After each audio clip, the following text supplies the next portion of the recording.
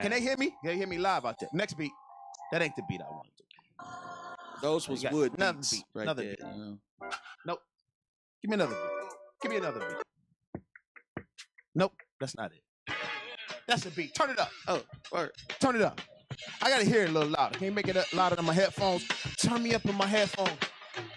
I'm still stuck in the 80s/90s. Lottos, kangaroo boots, natty ghosts, Velas, jumpsuits and troops, Junos, color Levi's, Bugs Bunny sweaters with the rhinestone ring on it. Fighting and making up the next day. Nobody getting shot. Working or hustling to get it, or get got. We had love for the streets, our family, our foes, our friends. Respect for the elderly. Pager/payphone, sneaking into Adams Theater. Watching Crush grooving tougher than leather. Hopping gates out the college port to bang out, cause you don't wanna get caught at mom's crib or at Vaughn's crib. Eating funny dinner with the fam. Church every Sunday, 8 o'clock a.m. And even if I fell asleep in the back row or played sick, no matter what, man, I still had to go 80s, baby. He's a DJ, I'm the rapper. He's a DJ, I'm the rapper. 80s, baby. He's a DJ, I'm the rapper. Welcome, Interneters.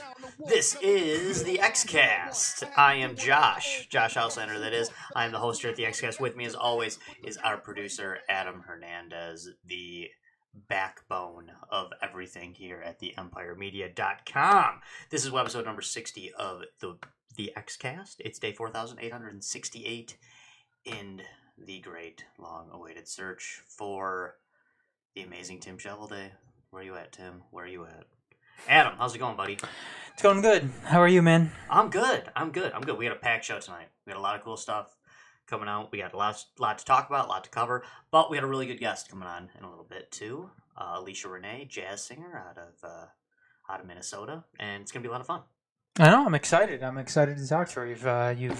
You've mentioned a lot about her, about her talent, and I'm excited to discuss music with her. No, absolutely. And we'll save most of it for when she's on the show. But I saw this. I saw this girl perform live. This woman perform live, and she actually blew my mind. She really did. It's very, very incredible, very talented girl. So I can't wait to do that. Adam, I feel like on this show we've had so much to talk about with our deep issues, with politics, with pop culture, all this stuff that. When we first started this show, and then way back in the day when we, started out together when we were doing Detroit Rowdy Radio, we had so much music. Mm-hmm. So many great music guests, we talk about music so much more. And I know I love music, you love music, and it is kind of strange that we've, on this show we've, I don't know if I want to say we've gotten away from music, but in some ways it seems like we have. We just haven't had the time to cover it quite as much, and maybe we'll try to get back to that here in the upcoming months, because there's some good stuff lined up. Khalil Johnson, he just heard in the intro, he's coming back with some really good stuff here soon. He's gonna be on the show. We got Alicia on today. It's gonna be cool. Adam, what is the I know there's great local scenes. I know there's great stuff going on and a lot of stuff with music, but what is the state of music in 2017? I mean, am I just old? Because it seems dire to me. It seems really dire, but is that just me being old? You know what? It seems like this is something that we've heard from our parents before. Right. Back during the 90s, and I don't know. I can't remember. I mean, I remember 80s music, but I don't remember the atmosphere really, sure, or the time when when you're talking with other people about music. But I certainly remember the 90s when it came to music, and to me, the 90s was one of the great eras, especially the early to mid 90s. It's one of the great eras of music, and I agree. A lot of people disagree with us, but I agree with you. And that's fine. And I think that, and this is the way I look at it too. I think that when you look at the different decades of music, obviously in the 50s, that's kind of like when everything was kind of was incarnated from the 50s. Yeah, could you almost say that 50s is is the birth of pop music. I think it's the birth of a lot of things. I think it's the birth of pop. I think it's the birth of rock, and I think the Beatles, they really refined it to bridge it to what we have now. And I think the Beatles were an influence to, obviously, to a whole shit ton of different genres of music. More so, though, I think rock. I think if it wasn't for the Beatles, obviously there wouldn't be a Led Zeppelin. I don't think that there would be a Black Sabbath, even when you're kind of venturing into that side of Rolling Stones, The Who. But when you look at the different decades of music, obviously there are some that are better than others. I thought the 70s were better than the 60s. Agreed. I thought the 70s were better than the 80s. I thought the 90s were better than the 80s. Although I do like the 80s. I mean, the 80s was a fun decade. It is. Yeah, there's good stuff. There is this. Some of it's kind of goofy. Some of it's kind of loopy. Mm-hmm. A lot of it's really fun. Yeah, and there is some good stuff in there too. Yeah, contrary to what people think, the 80s gets this reputation for being this decade that's just like, well, you can like 80s music if you want, but I mean, we all know it's kind of silly and dumb, but there's some good stuff in I'll 80s. tell you what, though, one thing that all of those decades seemingly have in common is a level of talent. Right.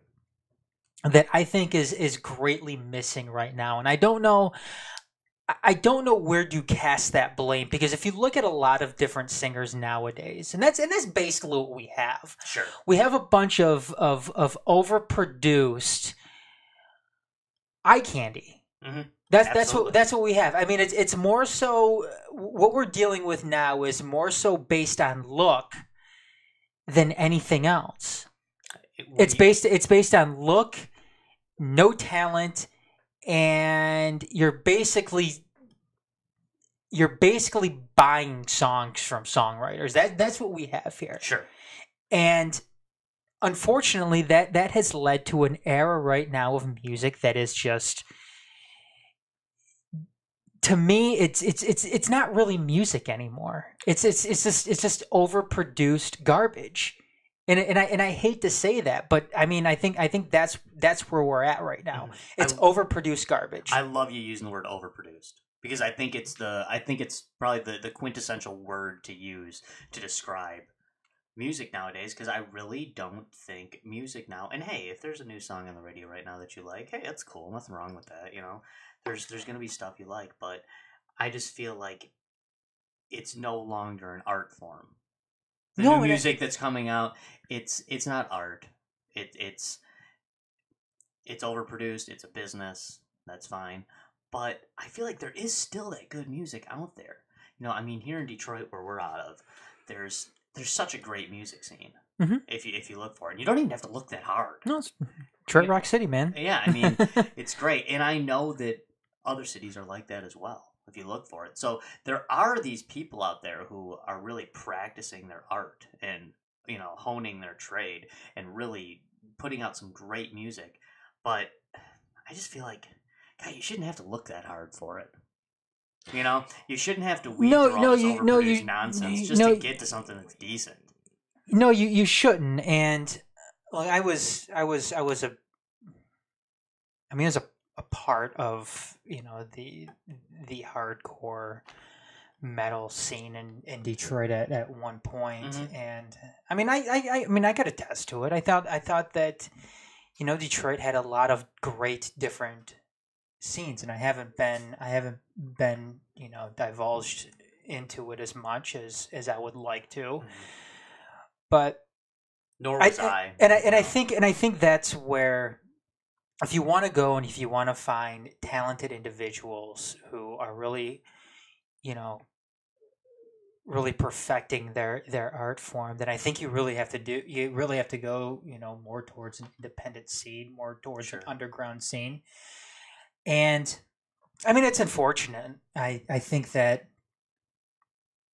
I don't know if it'll ever be like what we've seen before. But you know what? In a sense, to me, that's okay, because the way that things are now when it comes to social media and just technology in general, I think technology was one of the biggest problems when it came to kind of killing good music. But I think that technology also can help bring out more independent music, independent artists, and I think and that's obviously a good thing. So no, I think you're right, and it is kind of strange. This is something I've kind of touched on briefly, just kind of here and there over the years on our many different podcasts or incarnations of podcasts that we've had. But it's kind of weird because I was so involved in the Detroit music scene at one point, but and one of the reasons I wanted to host a podcast was so I could talk about a lot of that. And when, in our early Detroit Rowdy radio days, we had some great people on, Infatuations and, Pat V and the Detroit 3 and some of these guys that just, two that pop into my head right off the bat. They were just really entertaining, really great shows. But I do feel like that by doing a podcast about this stuff, I focus so much on the podcasting that it's hard to stay in the scene at that same level. Mhm. Same was true with my video game podcasts. I've told people before when they, are talking about, video game podcasts, like, oh, what games do you play? And I always say, it's like, oh, it's kind of weird, ever since I started doing a video game podcast, I don't have time. You don't play video games anymore. I don't have time, I don't have time to play video games. I don't have time to be out, scouring the small clubs and finding those great bands, since I started doing a show about it. But you got to hope that they kind of come to you, and we're going to have some of that later. But, and we used to do our show, The Loud State, too. We did some episodes. Yeah, would you be down to bringing that back, Adam? I would be. Yeah, I think we should for sure. And I know that Nick is no longer here with us at EmpireMedia.com, and that was he was big into that. And he was real good on that show. But we could definitely. I think we can handle it. Yeah, I think we can handle it as well. So I mean, if you're into that kind of stuff and you want to check out some of our old episodes of The Loud State, they can find that, right? Yeah, it is. You can download it. I believe you can find it right off of the EmpireMedia.com. I believe just go under radio, and I think it's there. So okay. You should be able to find it. Yeah, I was pretty proud of some of those shows. Actually, pretty good stuff. Actually. Yeah, I think that we took we took a good look at a lot of different. I know one of the episodes we were talking about the genre of music, kind of the state of music, kind of like a much like today's show or tonight's show, what we're doing right now, kind of the state of where music is at right now. And unfortunately, it's if you're just tuning in, the long and short of it is it's not in a good place right now. No, I think, and you know what though, I think that, like I was saying before, it's okay. It's okay. I mean, we have all these different outlets for us to find music. And if the overproduced bullshit wants to take over the mainstream, then that's fine. Yeah, that's fine. I think, and you could see how in some ways how it's hurting a little bit. I mean, MTV obviously isn't the same as what it used to be. I mean, they're bringing back TRL in some format now. I didn't like that show then. No, I mean, I'm sure I wouldn't like it now, but at least it was a music show on music television, right? But God, do you remember the early days of MTV? Like the really early days of MTV. You know what? It was such a great channel. It was so cool. I feel bad though, Josh, and I don't know if I've mentioned this to you before or not, but I feel bad because I never appreciated MTV for what it was back in the day, like back during the the late 80s, the 90s. Video days. The video days, yeah. Just because I was such a I was so into underground independent music, like like punk rock and shit like that it was kind of uncool for my group of friends to like to like the mainstream stuff at the time. So, like I said, I didn't appreciate it then at the time, and I kind of regret it now because you go and you look at how things are now when it comes to MTV, and it's just it's nowhere near the same. It's kind Is of it safe to say you're not a 16 and pregnant fan? no, absolutely not. It's shameful actually. They still call themselves music television. It is. It's terrible. I mean, I don't understand how they justify doing that when it's not. I don't even know why they have an MTV Video Music Awards anymore. Yeah, and I thought it was where's one supposed to see these supposed yeah, videos? Yeah, not to mention too. I mean, they have all those different categories too for different awards. I think what the fuck was her name? It was it Lords or Lord or something like that who ended up winning Best Rock Video. I was like, are you fucking kidding me? How could somebody like that? That's not even rock music. No, it's not. And not to mention, you still have good rock bands out there now. I mean, you still have the Foo Fighters out there. I mean, I'm wearing a Radiohead T-shirt right now. Right. I mean, Radiohead is still around. They still exist. Yet they're giving music awards to, again, that overproduced bullshit that just about look. When Paris Hilton can go out and make a music video and make a CD. You know the state of music is not in a good place. But that's just the point of all of this is that as long as you have a pretty face, you are marketable in the music industry. And I said this to you before in the past. Like I was watching a Phil Collins Genesis video, and I was thinking to myself, and I was talking to my wife about it too, that if you took a guy like Phil Collins now. And it was just basically him, fronting a band. Right. There's no way they'd be able to do anything. They would be stuck doing the dive bars and the small clubs. Right. Because you can't market Phil Collins. Be a bunch of people drinking bucket specials in a bar going like, damn, this guy's really good. Yeah, this guy's really good. Hey, you know what? I'll buy a CD. Yeah. My dad's always doing that too. He's always going around to, like local clubs and listening to jazz musicians and whatnot. And these guys are, it's nobody really you can market. Right. I mean, these guys. I mean, what these guys are doing, going from club to club and city to city, that's all they're ever going to. That's the most they're ever going to probably make out of their career, and it's sad. But not only that, I mean, you see some of these other singers out there, some real actual singers who are talented. One comes to mind. I don't know if you've ever heard of her, but have you heard of Sia? No. But she's a singer. She's a performer. She's very, very good at what she does. She does her own stuff, but she also writes music for other quote unquote artists like Rihanna. Sure. Okay. And and she said it herself, like a lot of the music now, and I'm paraphrasing, is shitty.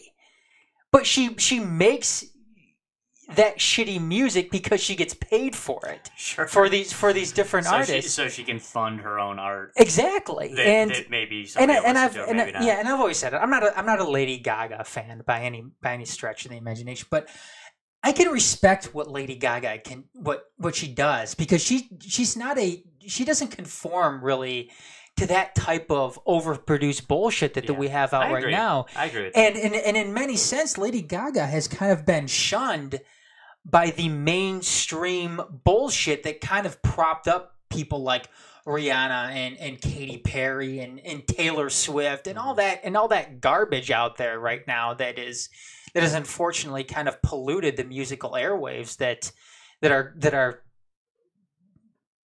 that's happening right now. And I mean, I'm gonna be the crass a-hole right now, but is there anything good to say about Katy Perry other than she has a nice rack?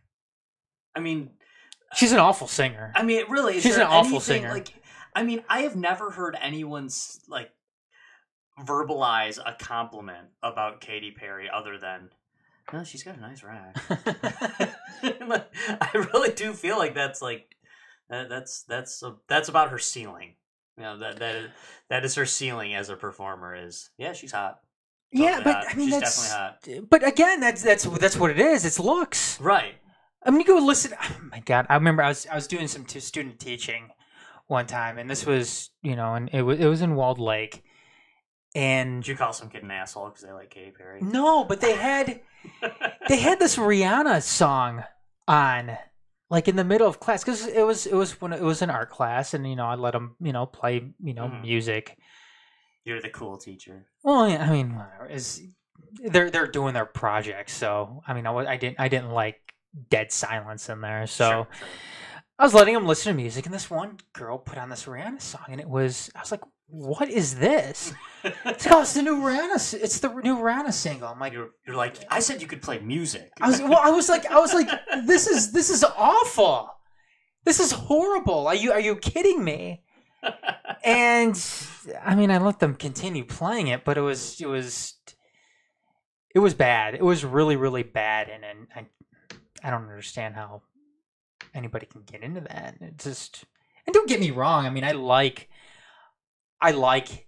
rap. Mm-hmm. Yeah. Oh yeah. I mean, old school hip hop, new school hip hop. Hieroglyphics, old Wu-Tang, Mos Def. I mean, all of that stuff is really, really good. Obviously, some of the older Death Row stuff, whether it's Snoop, Dre, Tupac. I mean, all of it's really good. Bone Thugs and Harmony. All of that stuff is really, really good. Oh, yeah, you gotta love the old Ice Cube and stuff like that. Good stuff, man.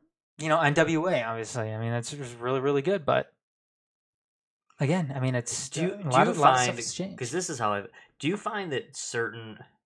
I guess I'm not like a multiculturalist when it comes to music genres. Mm-hmm. I don't think they're all created equal, and I just do you think like certain music genres are better because they've stood the test of time? Your jazz and your rock and roll and your do you think that they're better than other genres simply because they exist? Classical, of course, has truly stood the test of time. Well, I think rock is kind of an ambiguous category. It is, for sure. And because you have a lot of sub genres when it comes to rock music. Mm-hmm. I don't think you could classify rock music as just one specific type of genre. It's many genres. Yeah, and some have stood the test of time, some not so much. Sure, but yeah, and you know what, you have your ups and you have your downs when it comes to these different genres of music. For instance, take punk rock, which I think is a subgenre of rock music. If there's no rock music, there'd be no punk rock music. I mean, that's just the way things are. I thought the first wave of old school punk rock, Sex Pistols, I did like the Clash, but a lot of old school punk rock bands, Ramones, Dead Kennedys, stuff like that. I was never really a huge fan of them. And I really couldn't get into it a whole lot. I thought the stuff moving into the late 80s into the 90s, though, I thought it was really good. And I thought that genre of punk rock was better than the incarnation of old school punk rock music. I just did. I thought the musicians, I thought the bands were much more talented than what they were back then. I mean, you could go up and down the gamut. I take, for instance, emo. I think emo gets an awful take right now because it's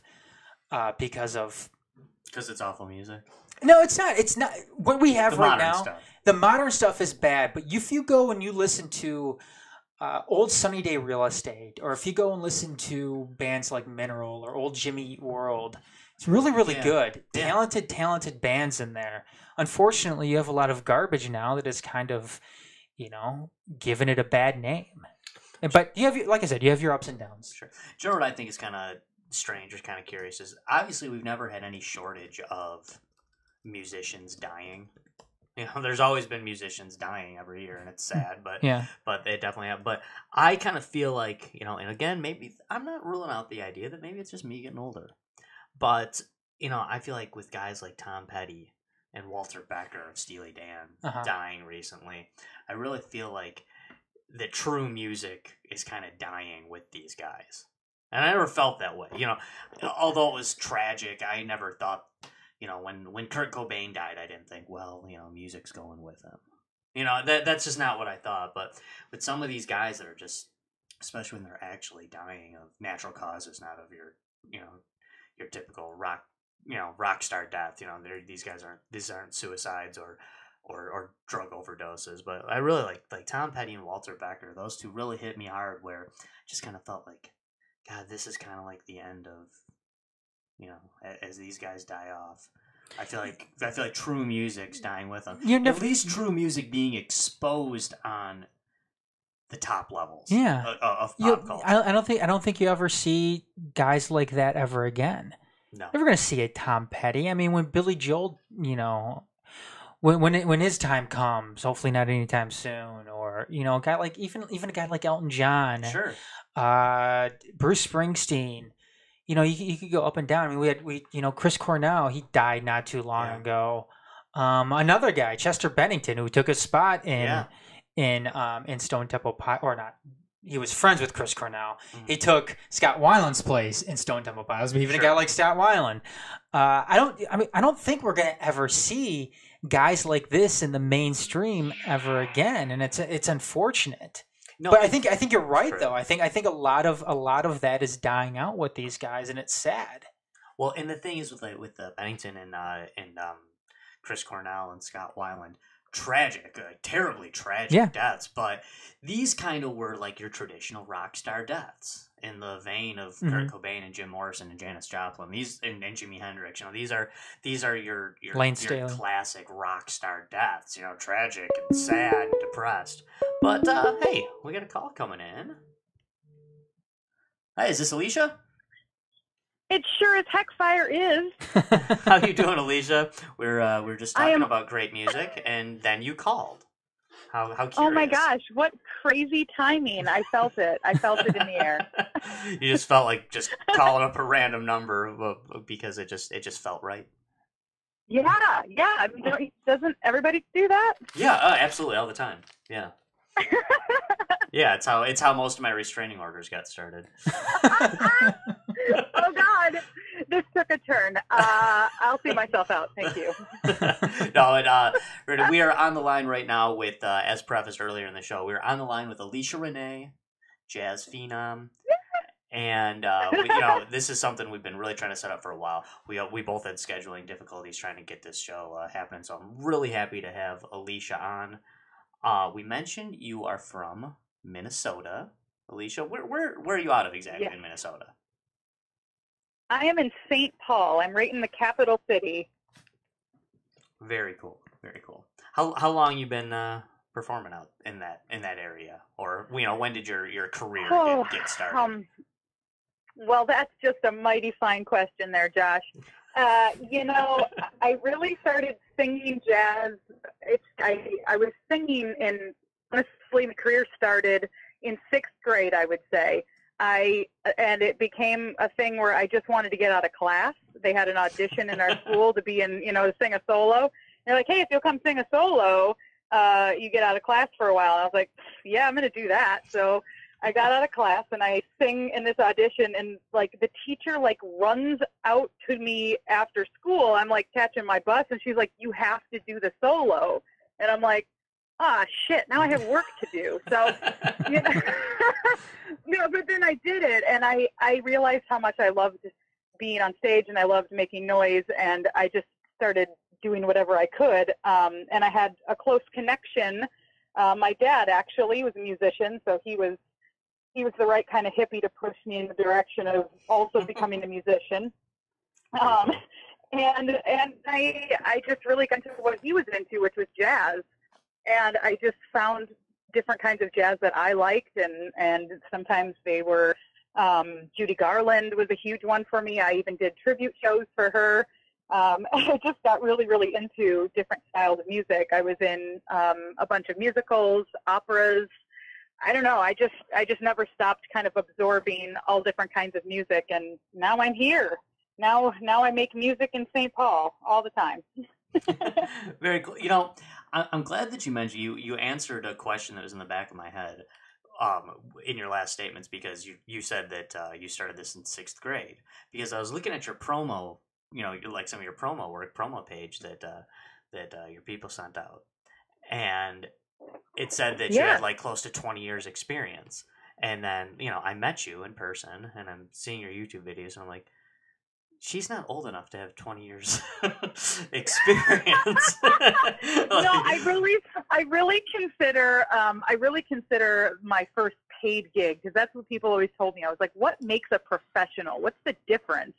And the joke I always heard, and it wasn't really a joke, I think, but it was really, it's like anybody who gets paid to do a certain job could be considered a professional. Absolutely. And and so I just figured the minute somebody gave me money, that made me a professional singer. And it felt really cool that solo that I got ended up getting me people that wanted to sing at birthday parties and stuff. It was crazy. I ended up with all these really crazy gigs as a kid. Very cool. That's very cool. No, I mean, Adam and I call ourselves professional podcasters because somebody gave us a stick of gum once to do this. Yeah, I mean, we're you pros. were rolling in it. Yeah, exactly. That's about the sum of it. We got a lot to cover and get to. Not that we're in a hurry here, but tell us about Musical Nonsense.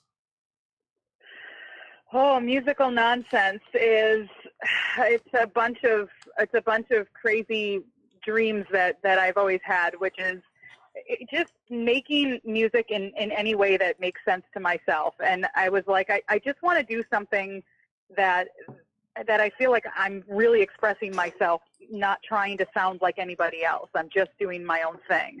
And when I started doing that, I was like, it seems weird to me to have this really cool gig at the Jazz Festival in St. Paul. And I was like, oh man, I'm really excited to do this gig. And then my dad was like, are you sure you want to just be the only one? Do you want to have anybody else in the band with you? And honestly, my dream was, I thought this vocal percussionist that I've been working with, it'd be awesome. He had mentioned several times that he's like, oh, if you ever have a gig idea, let me know. I'd be interested in the band. So I called him out on it. And he went through with it, He wasn't a schmuck, which rarely happens this day and age. So he's like, yeah, I'll call you. I swear to God, just wait, just hang on. It's coming. I'm sorry, I have to go do this other stuff first. I mean, we get busy, I get it, but I really, really, I digress. We really wanted to do something that really that we could mesh our styles. So this guy that I got on board, his name is Paul Donnelly. And he plays boron, which is like an Irish drum, and he plays a bunch of different drums. But he can also, where I met him was an a cappella group, and he's the vocal percussionist for that group. So it's crazy, how these connections came about. So we started working together, and I'm singing, playing the ukulele, he's playing the boron and beatboxing at the same time. And I'm like, my brain can't even handle what I'm hearing, and I know that's a good sign. Because I'm just freaking out every time we do a song. I'm like, yay, that was amazing. I can't even contain my shit. Oh my God. So Musical Nonsense is literally just me and my friend Paul saying, I don't know what the hell this is, but we're just having fun. So we keep playing everywhere we can and making absurd covers of songs that we like. Alicia, this is Adam. You bring up a good point. I think something that's kind of lost now in the state of music, and that's something that Josh and I were talking about before we got you on the phone. Is how bad the state of music is now, and perhaps one of the big things that is lost in all of this is the fun aspect of it, because it seems like now it's so much of a business. And it's just producers looking to make a buck. Do you think that's one of the biggest problems now is just the business side of it and that fun aspect being lost? God, that is such a good question. And also, first of all, hi Adam, how are you? Hello, I'm good. How are you doing tonight? I'm so good. Good. So it's a really tricky conversation to have for me, just because I'm so polarized on how I even feel about it. Because I agree with you. I think that to a certain degree, the music industry is impossible to get into and impossible to live in once you're there. And there's a lot of things about success, about fame, about, what are you really trying to do? Is I think what ended up happening to me anyway. Something came up to me one day in my head. It popped in and went, what am I trying to do? Am I trying to be famous? Like, what do I want out of this? And it really, for me, came to just be like, you know what? I get this little sliver to be alive. I like making music, so I'm just going to do that every day anyway. And if people will pay me to do it, then great. But my aim is nowhere near, where people are always asking me, always, like almost daily, people ask me, am I going to audition for American Idol or The Voice or something? And I'm like, I hate to tell you, but I have, and they fucking hate me. So I don't know what to tell you. Well, I was going to say, even that stuff. Oh yeah, I'm not. Apparently, I don't make good TV. I've got a face for radio or some shit. I don't know. Like they're just not what they're fucking looking for, and it's okay. And I think I've kind of come to a place in my life where I'm like, if I become like super duper successful in my field, great. But because I didn't just become like some part of the cog in that business. I'm not interested in being a product. I just want to do this because I like it. Well, and I think that's something that's missing too is kind of the talent aspect of it as well. I mean, I've heard your stuff. You're obviously incredibly talented, and I think that's lost now on today's music. Especially when you're, it really can be. Yeah, and especially when you're dealing with a with a solo artist like yourself, just because technology today has enabled people just to completely overproduce stuff, where anybody can go out there and make bad music and have and kind of fun. And there'll be people out there willing to pay big money for it. So, and I think, of course, I mean, if there's supply and demand though too. To be fair, I mean, we're obviously as a species putting our money where we care, and if you keep supporting these gigantic names that are like, okay, it really bugs the shit out of me. Adele is like one of these people that she came out the gate barking and everybody loved it. And I just went, it hurts to listen to her because I feel like, and I really mean that with all the respect. I actually think Adele like probably has an amazing voice in there, but she's not using it right. And she keeps having vocal surgery, and she's doing it because the pressure is there to sound a certain way. And everybody's pushing to be this loud powerhouse. Your voice, it takes a long time to train your voice to do that. You can't just jump out the gate at like, I don't know, 20 years old and be like, I'm back at the bat. Like, I mean, wow, calm down. Well, and that's well, that's what I'm going to ask you. I mean, is that's not Adele wanting to sing like that? Is that a producer? Is that a music executive telling her, Adele, you have to sing like this if we're going to sell records? Well, but then the question goes, what does she? Then the question is, what does she do it for? Because if she's doing it for the paycheck, then she doesn't give a fuck how many times she has to get surgeries. You've got enough money. Exactly. Yeah. I mean, it's hard to really fault her for that either, because she has a choice in the matter too. I would presume she could just be like, all right, everybody, suck my dick, and then just leave. So I mean, I don't know. It is true, and at the end of the day, it's so easy for us to, sit up in our tower and preach about how, oh, no, it should be about the music. But, I mean, everybody wants to get paid. At the end of the day, everybody's going to, they're not going to turn down the paycheck. If, sure, it'd be nice to really exercise your art form, but at the same time... Oh, I'm so sorry. I'm having a problem with my connection. I didn't hear any of that. Oh, really? Okay. Do you have us back? I'm so sorry. I don't know what's happening. There's lots of dinging noises on my end. Do you hear us now? Can you hear us? Did we? Let me see. We may have lost the feed with Alicia. I think it's the. Let's see what happens. Is this better? Do you hear us? Yeah, now I can. Okay, yeah. I was gonna say we were hearing you fine. Yeah, we never stopped hearing you. We just figured it was the Illuminati shutting us down. Because, I can't hear you, and I'm just like, fuck, son of a... No. You can hear us now, though, Alicia? I can totally hear you. Okay, I went to good. Studio B. We're better now here. Okay, that is good.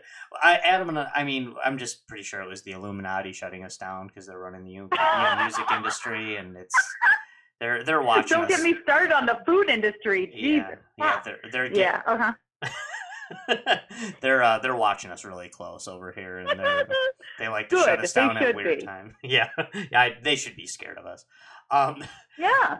You know, we were just kind of saying basically, Alicia, that at the end of the day, you can't really fault somebody for snatching up a paycheck when sure, you want to do your art form, but I think a lot of these people kind of get stuck in this rut where they're like, well, maybe someday I can really exercise my art and really do it the way I want to do it, but till then I gotta do what these producers say. I mean, that's fair too. I mean, I don't know many celebrities that don't always kind of whore themselves out for the rest of their life because it's all they know how to do. Sure.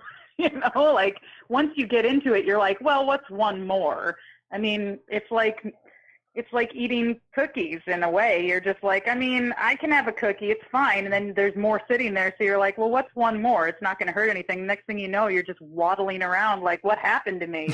Like, this is how I see life. Oh God, I got really optimistic there. Sorry about that, friend.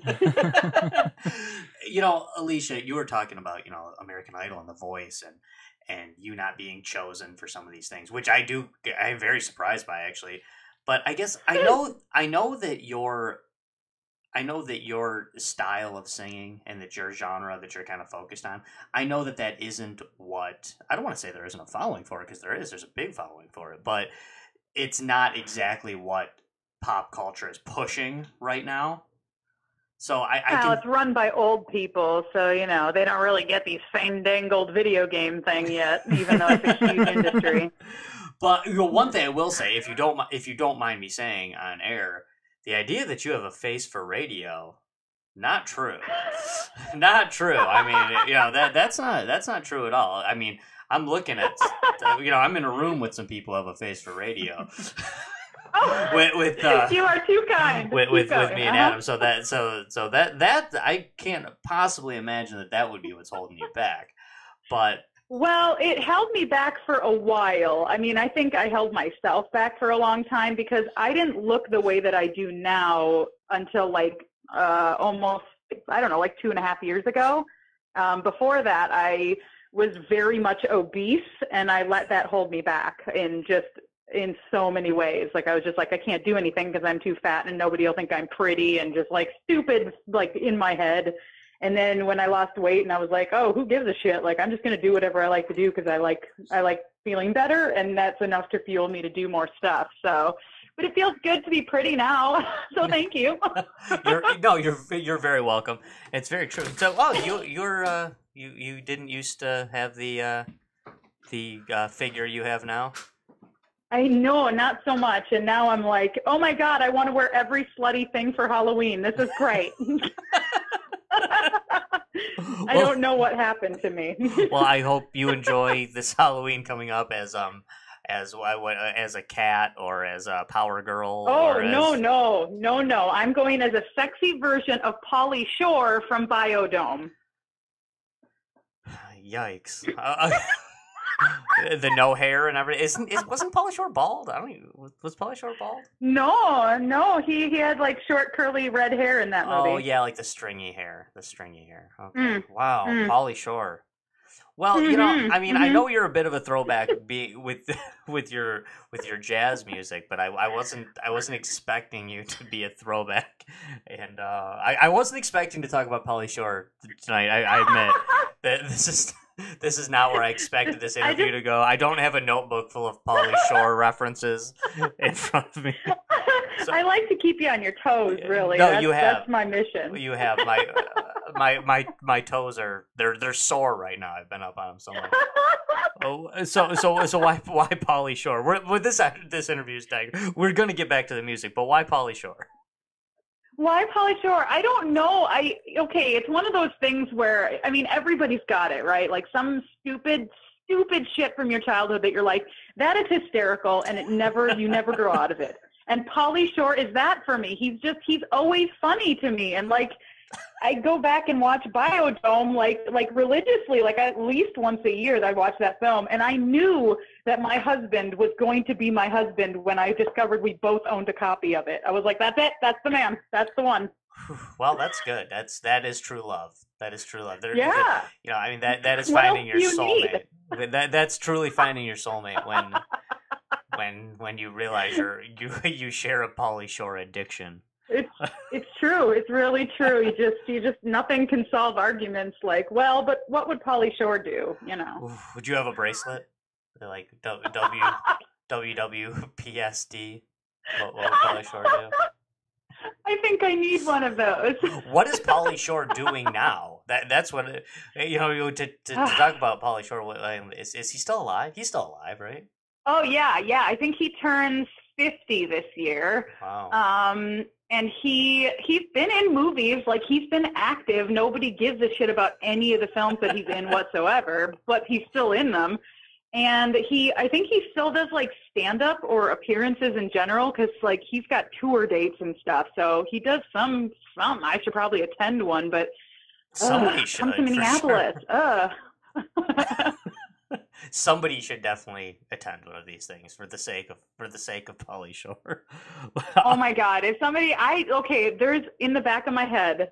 I'm really sorry that this is probably way too much information, but there is in the back of my head some little glimmer of hope, because I follow him on Instagram, that when I post a picture or a video of myself in my Halloween costume, that he'll see it.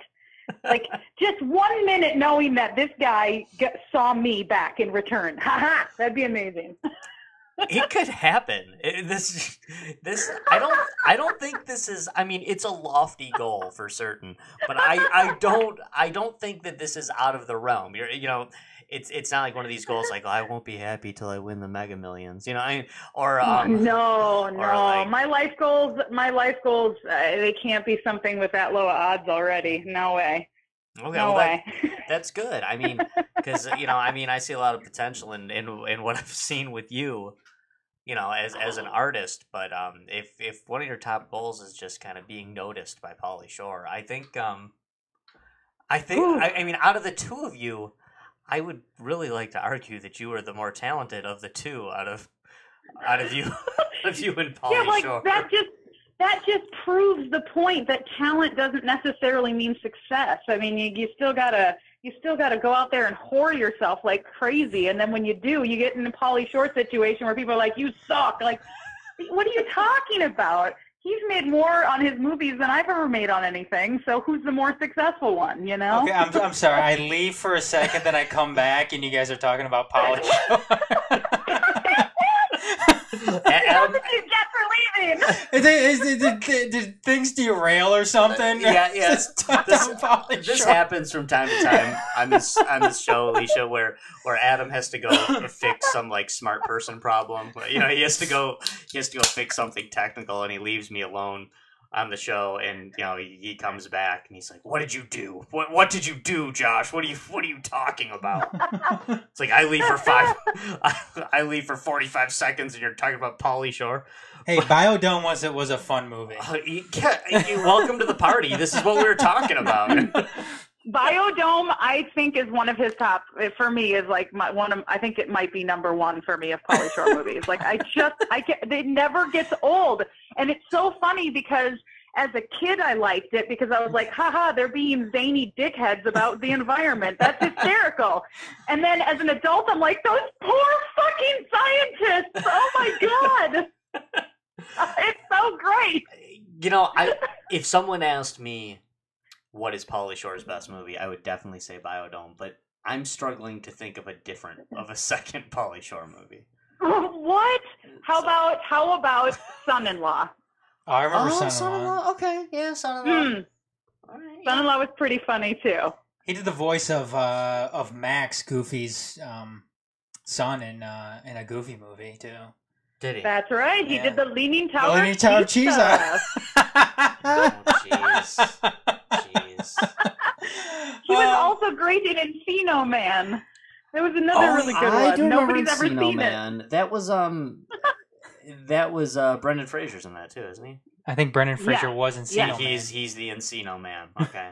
He was indeed. He was the caveman. He was, oh my God, hysterical too. See, it's just dumb humor. I like that stuff. See, so I guess that's the price you pay. That when you hit it big, is that you have people like me ragging on your great body of work, The when Pauly Shore really, movies. I mean, when really Pauly Shore is just kind of like sitting at home, like, you know, like drinking like a gin and tonic right now. It's Seagram's gin, it's not Tanqueray, because he doesn't have the money he used to, and he's just sitting there thinking like I was an artist, damn it, I was a brilliant comedian, and now Oh my I God. have lowly podcasters making fun of my body of work. You know, My catalog. I would be honored. I would be honored that you even knew my body of work. In fact, I am honored you even know my body of work. Well, I'm glad it's nice. Well, okay, well, buddies, or if we can get off of the Pauly Shore. So, I mean, if you want to talk about I Pauly Shore all suppose. night, we can. I mean, I don't mind. No, that's okay. but yeah, okay. We kind of said it is safe to say. Correct me if I'm wrong here, Alicia, but it is safe to say that you are primarily a jazz singer, right? I mean, that is how you would describe yourself, or I say we because I was thinking about all of the people I've had that exact conversation with, because I don't even know at this point like what to call myself. I just call myself a vocalist because I just make noise with my face and I don't really care what the style is. But yes, I would say I'm very heavily influenced by jazz. So saying I'm a jazz singer is still very much appropriate. Like one of my biggest idols, and was a lot of singers' biggest idols, was Ella Fitzgerald, and she could scat her ass off, and I just like would listen to that growing up. Like, I'll never be able to do anything like that at all. Like, it's just way too big. And then a few years ago, again, kind of finding this self-confidence, I was like, you know what? I've scat sang before. I always hated it, and was mostly because I was like really afraid to make mistakes. And like, again, like we were talking earlier, you know, when you have a studio recording, if you fuck up, you're like, well, okay, let's do it again. Let's do it again. Let's do it again until it's perfect, or let auto-tune or something afterwards correct it. And that's fine. But when you're doing something live, you don't get that luxury. So you have to be good enough to cover your ass when you make a mistake. And I am 100% certain that Ella Fitzgerald made a lot of mistakes in the beginning. But if you're afraid to take the time to make the mistakes, you'll never actually get any better. So I just started doing it all the time. Like every song I possibly covered, I made a scat solo section in it so that I'd force myself to really listen to the form and the harmony and where the chords are going, so that I could make up these new scat melodies. And it's fun. So yeah, I guess jazz is appropriate. you do venture definitely into other musical genres, though, right? Oh yeah, all the time. I love being in musicals. That's another live shows that I just really have always enjoyed being a part of. But I'm still not entirely convinced I'm a great actress. So I sort of feel like more of like the Carol Burnett sort of character, where as long as it's okay that I'm being a complete crazy, then I work really well in that role. But if I have to be like any resemblance of what people would think is normal, I just, oh my God, I'm so awkward on stage. Like, I don't know what to do with my hands. Like, it's weird. Have you done a lot of musicals? I've done a ton of stage performing. That was another thing pretty much that I learned, I think actually in 7th grade, was starting to kind of understand what it's like to be in shows. And then in high school, I was really in like as many musicals as I could be in. And then the latest thing I've done was in St. Paul. There's a great theater right in downtown called the Ordway Center for the Arts. And they have all kinds of wonderful shows that they put on as well as bring into town.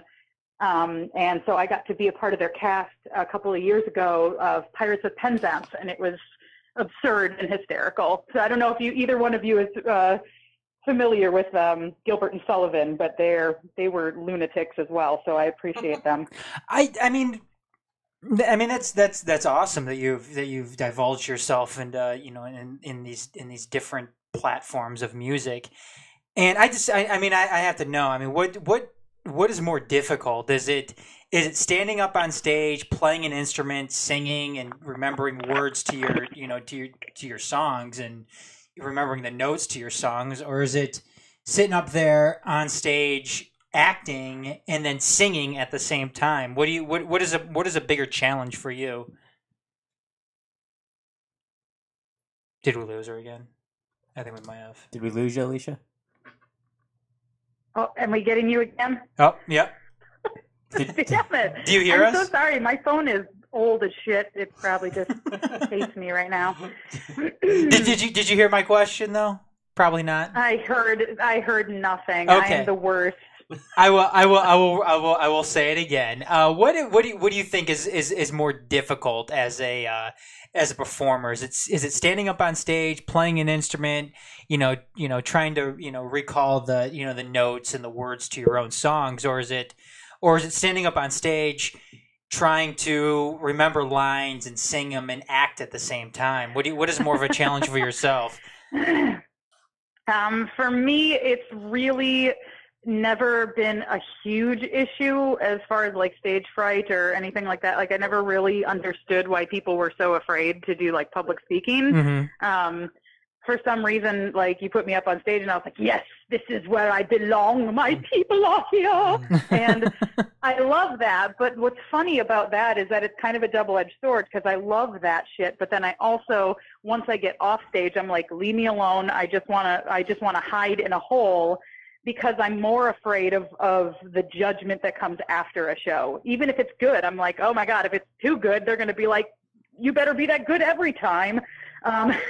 And if it's bad, I don't want to hear about that either. So I think that's kind of a weird, not as common thing that I hear people talk about, but that's definitely been my hardest part about performing. But I will say my brain is also not fantastic at holding chord progressions. Mm-hmm. So when I'm playing the ukulele or the piano, it's like if I don't have the chord progression in front of me, sometimes my brain's just like, nope.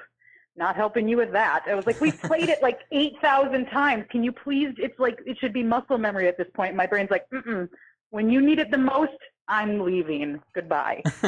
So I have kind of learned over the years that I was like, put a lot of pressure on myself in the training that I had to have everything memorized and everything's really polished. And it just made me so anxious all the time that it became not fun to perform during that time of my life.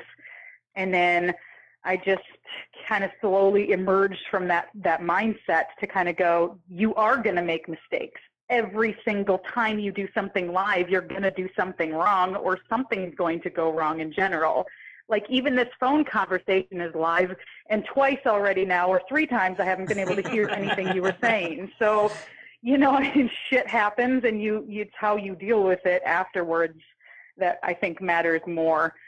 So I don't know. That's probably something I could even learn from myself after now I've said it out loud. Like, don't worry about what people think. Somebody will think it was horse shit, and that's okay. Is that one of the biggest challenges for yourself? Is trying to go out there night after night and try to top your previous performance?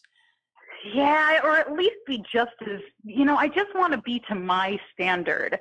I want to do what I thought was a good job because I think when people come to see something live, it's really a mixed bag, and it's sort of a gamble to go see some things live because if it's shit, you just wasted time and money getting there, finding parking. Mm-hmm.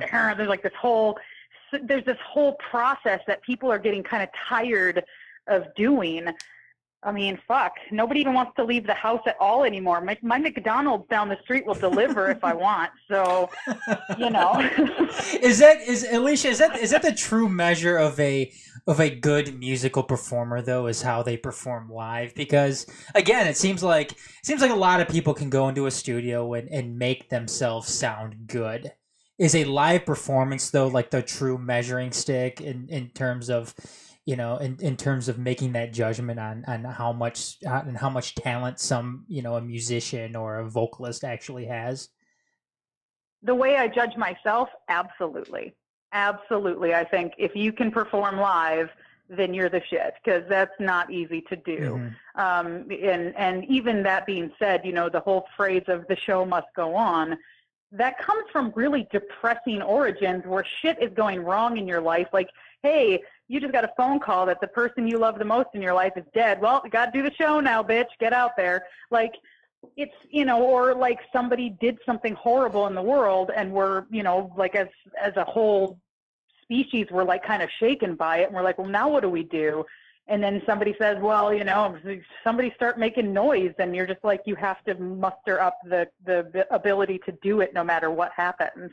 And that's another good exercise and a good measure of how good a performer is, because if you're really, really practiced, in a time of crisis, it just feels like the same old thing you always do. So it's that muscle memory is always there, which is kind of nice. I don't know. Does that really answer your question? Oh, absolutely. Though? Absolutely. Absolutely. Yeah. Okay. Perfect. Yeah, there's lots of things that, I feel like I can go on tangents in all sorts of directions with these kinds of conversations, because you were saying about recording stuff though too, because in a way, it might not make you a good singer, but you will then be a very good editor or whatever, a technician of some kind. You're very good at that kind of stuff, because I can't do that. Get me in front of a computer with Pro Tools and I'm like, I hate my life. I want to die. This is the worst. I don't like technology. It repels me and I repel it right back. Fuck you. So it's the worst. Alicia, it's funny you mention that, because that's true in my own life as well. It's somebody that, I don't have the stage presence you have, but I've been doing podcasting for a long time, so people will inadvertently ask me computer questions a lot, and they will say, you lucky man. They will say, hey, how do you do this? I'm like, I have no idea. and luckily I've just been very blessed in my podcasting life with having great producers like Adam and Mike Soroka on back from the old Grouty days that Adam and I used to work with, and on Settle on the Screen Live where you've been on in the past, where you're on my other show, Settle on the Screen Live. But because of that, people ask well, how don't you know that? You do podcasting. You must know how to work a computer. And I'm always like, nope. not even a little. If you know how to run the back scenes of something, there's no fucking way you want to be the dancing monkey too. Nobody wants to be the monkey, but somebody's got to do it. And it turns out I fit that, and it sounds like you fit that too. And that's I'm definitely it's good to at least know that about yourself. Know your strengths. It is true. No, I definitely am the monkey. And if anyone wants to, for whatever reason, if anyone wants to go download the old Detroit Grouty Radio stuff when we were starting out, all the goofy stuff that they used to make me do on air, just for content. I'm glad you didn't have her listen to that before she came on. Yeah, because she probably wouldn't have come on tonight. Right. They used to, make me try to. Well, it's really great knowing you. Right. Can't hear you. Bad connection. I'm sure everyone is just dying to see me get my back waxed, or me smoke Tang, or any of the other many things that they forced me to do. We don't have to go and mention it to her. Yeah. We just want to talk to her for a little while. Look, we've all done that shit that we're like, this is stupid, but you got right. You have to suck before you can at least start to emerge from that pile. It's true. I was young and I needed the money, and it was yeah. It's like 5 years ago. Josh was still 30 years old, probably. The corner was right there. It was very accessible. You did what you had to do. Alicia, we had originally told you half an hour. Are you okay with staying for another segment? Staying a little bit longer? I absolutely. If you'll have me, I'll stay. Of course. Adam, do we have anything that we can play? Yeah, I have. Let me see here. I have the. Let's see. There's this one here. I think that's a good one. Hold on a second. Let me get it queued up here. Alicia, we're gonna play some stuff and then we'll keep you on. All right, this is the Alicia Renee sings. What is that? Is it the? That's the Jeopardy theme, right? No, the I know that's the Jeopardy theme. What is? I can't pronounce that. What is that? Which one? What are you talking about? Alicia Renee? Yeah, the Chocobo theme. The Chocobo theme. Yeah, the Chocobo theme. Yeah, that's what we said. The Chocobo theme. Yeah, the Chocobos are from Final Fantasy. Oh wait, are those those things? Are those things that you ride to get around the map? Yes, they sure are. They're giant like yellow birds. Yeah, they're like They're ostriches adorable. almost. Okay, yeah. Yeah. Okay. Well, let's go ahead and we're gonna go ahead and play this. All right. Let's check it out.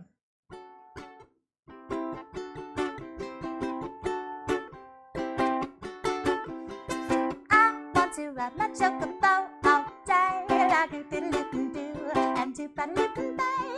I want to ride my chocobo all day, like a diddle-doo-doo, and do ba-da-doo-doo-day. Ah, ba-ba-doo-doo-doo-doo, ba-ba-doo-doo-doo-doo-doo-doo, diddle-doo-doo-doo, ba-ba-doo-doo-doo-doo-doo, and do ba-da-doo-doo-doo.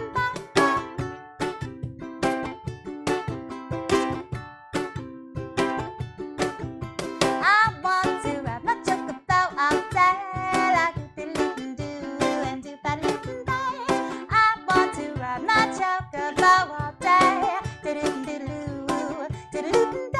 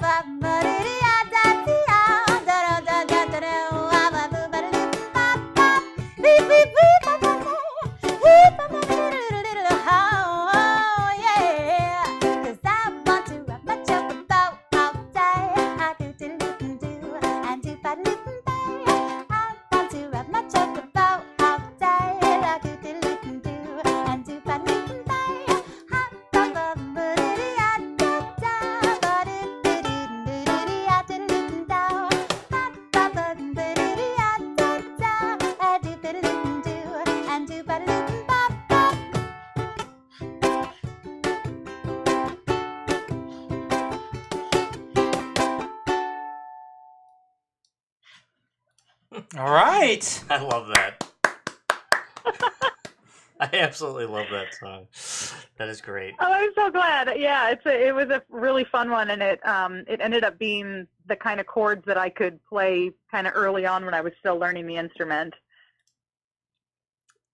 Alicia, and that's the thing when I saw you perform in Wisconsin. My connection is horrible again. So if you can actually hear me, and we're back to me not hearing you, I'm a piece of shit. You're definitely not a piece of shit. Can you hear us now? Can you hear me now? Good. Can you hear us? For now, it seems like we're back. Okay, good. If it is any consolation, we've actually never had an issue hearing you. Yeah. So everything. So people are definitely hearing you, and they definitely just heard your awesome song. I love that. But Alicia, when I first met you in Wisconsin, you really did blow my mind when you were up on stage. And I went back to the producers of Settled on the Screen, and I was like, listen, I know this is one that's on the agenda, but we got to get this girl on. She's incredible. She really blew my mind. I was not planning on covering. That is so sweet. Thank you. Oh, you're very welcome. When I was there that day, because you guys were it was at the Midwest Gaming Classic in Wisconsin, and there was a kind of a side stage area. Oh, no. I think we lost her. Did we lose you again, Alicia? This is the worst interview ever. Are you hearing us now? I just don't know how to make it recover. I've been to every corner of my house. Are we back? Can you hear us? You guys, I might have lost you for good. Wow. Nothing is popping in now. Oh, it's so depressing. I was having fun. I can hear her though. Well, Alicia, we can still hear you just fine. Let us know at any point if you can hear us. But I'll lay some groundwork. Basically, Alicia and I met in Wisconsin. This is not the thing I was planning on covering while I was there. I was there for Settled on the Screen to cover the video game aspects of it. When I saw Alicia, I thought, no, we gotta get this chick on. She's awesome. But I don't know. I hope she comes back at some point, but she was basically doing video game themes, is what she was singing, and just her and a ukulele.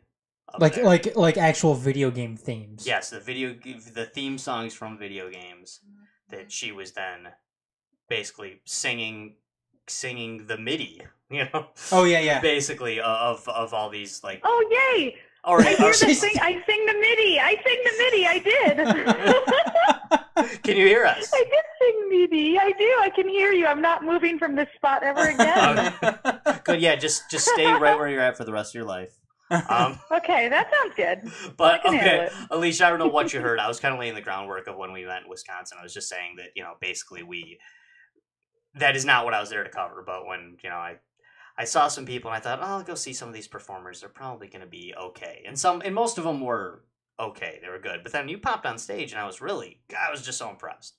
So what the heck? That's awesome. So and I watched several of those performers because I'll be honest with you. You know, you can only take so much retro video game stuff. So much nerd. Yeah, when you're there. Oh, yeah. So I considered whether or not I should even do it, and then I saw the person, like, right after me was a Zelda cover band. I was like, I'm not doing any Zelda covers. Like, zero. I did not. I did see that Zelda cover band, and they weren't bad. They were pretty good, actually. But yeah, they were. Yeah, they were fine. They were great. I love it. It's in right now, and get at it. So I just thought, you know, okay, listen, I get some downtime from all these, you know, gamer interviews and things like that. So I'm gonna go, you know, smoke a cigarette, and then I'm gonna kind of wander back in, and that's when I just kind of thought, wow, you know. And I watched your whole set, or almost your whole set, anyway, I think, and I was very impressed. So I'm just glad. And you know, we talked a lot about your singing, but your ukulele skills, you've kind of like downplayed your ukulele skills. You're great on the uke. Well, thank you. I think I only feel like I don't deserve it just because at this point, okay, well, probably it's more crazy to think about it this way. So, Midwest Gaming Classic, where you saw me, was, isn't that in like early April? It was like April 12th or something. Yeah, I think it is. Yeah. I had only been playing the ukulele since the end of September. Okay, so wow, all right. I had no idea. Like, I was like, I don't think I can fuck this up too bad. I mean, if I just learn these 4 chords, I should be set. Like, for an hour's worth of music, that's fine. I can do this. It's really lucky because most songs really only consist of 4 chords. Just it's absurd. Like, throughout history, we just, like, human beings were like, let these 4 chords exist, and that was good. And like, we never adapted afterwards. We were just like, nope, that's it. That is, if God is present, that's what it is. It's those 4 chords because it's in everything. So yeah, I think it was kind of cool to have that outlet because the guy who hired me, Joel, or I should say, he let me come in and just kind of do it impromptu because I was like, you know, really late to the game and asking about whether or not they were booking and if I could appear there. And he was just like so nice to me and gave me a free time that they had available. And it was just, to me, it was just so awesome to have that ability to go to an event that I was going to go to and nerd out again anyway. So it was cool to go there and actually be able to give back a little bit. So yeah, it was definitely an honor to play. And I'm actually kind of, my mind is blown that it was received as well as it has been. So it's awesome. Well, you were definitely getting some good praises. It was Joel who I spoke to before when I was kind of running some cross promotion or attempting to run some cross promotion. It was him that told me to stick around for your set. Oh my gosh, what a fella. Like, seriously, it's absurd. Like, I don't know why that happened so quickly, but I think it's also another thing where it is kind of a weird niche right now where people are sort of like our age group is especially still kind of emerging from like, we were told we were horrible creatures for liking video games our entire childhood and now it's cool. So this is weird, but cool. It is more accepted now, isn't it? To be a nerd. Like, it blew my mind. And when I got to college and like all these guys were suddenly like, what, you like video games? That's so hot. And I was like, since when? Since fucking when? In high school, you fuckers didn't even want to look at me. Get out of here. You crazy? They're like, you play video games better than I do. That sucks. I'm like, oh, okay. So it's a very strange time to be alive, but it is true. So, but everybody really does like video games, and the retro games are obviously a hit right now too. Because like even those like NES and Super NES classics that came out, like the NES classic is like impossible to find. Like nobody got them because it was just like they came out and everybody ate them.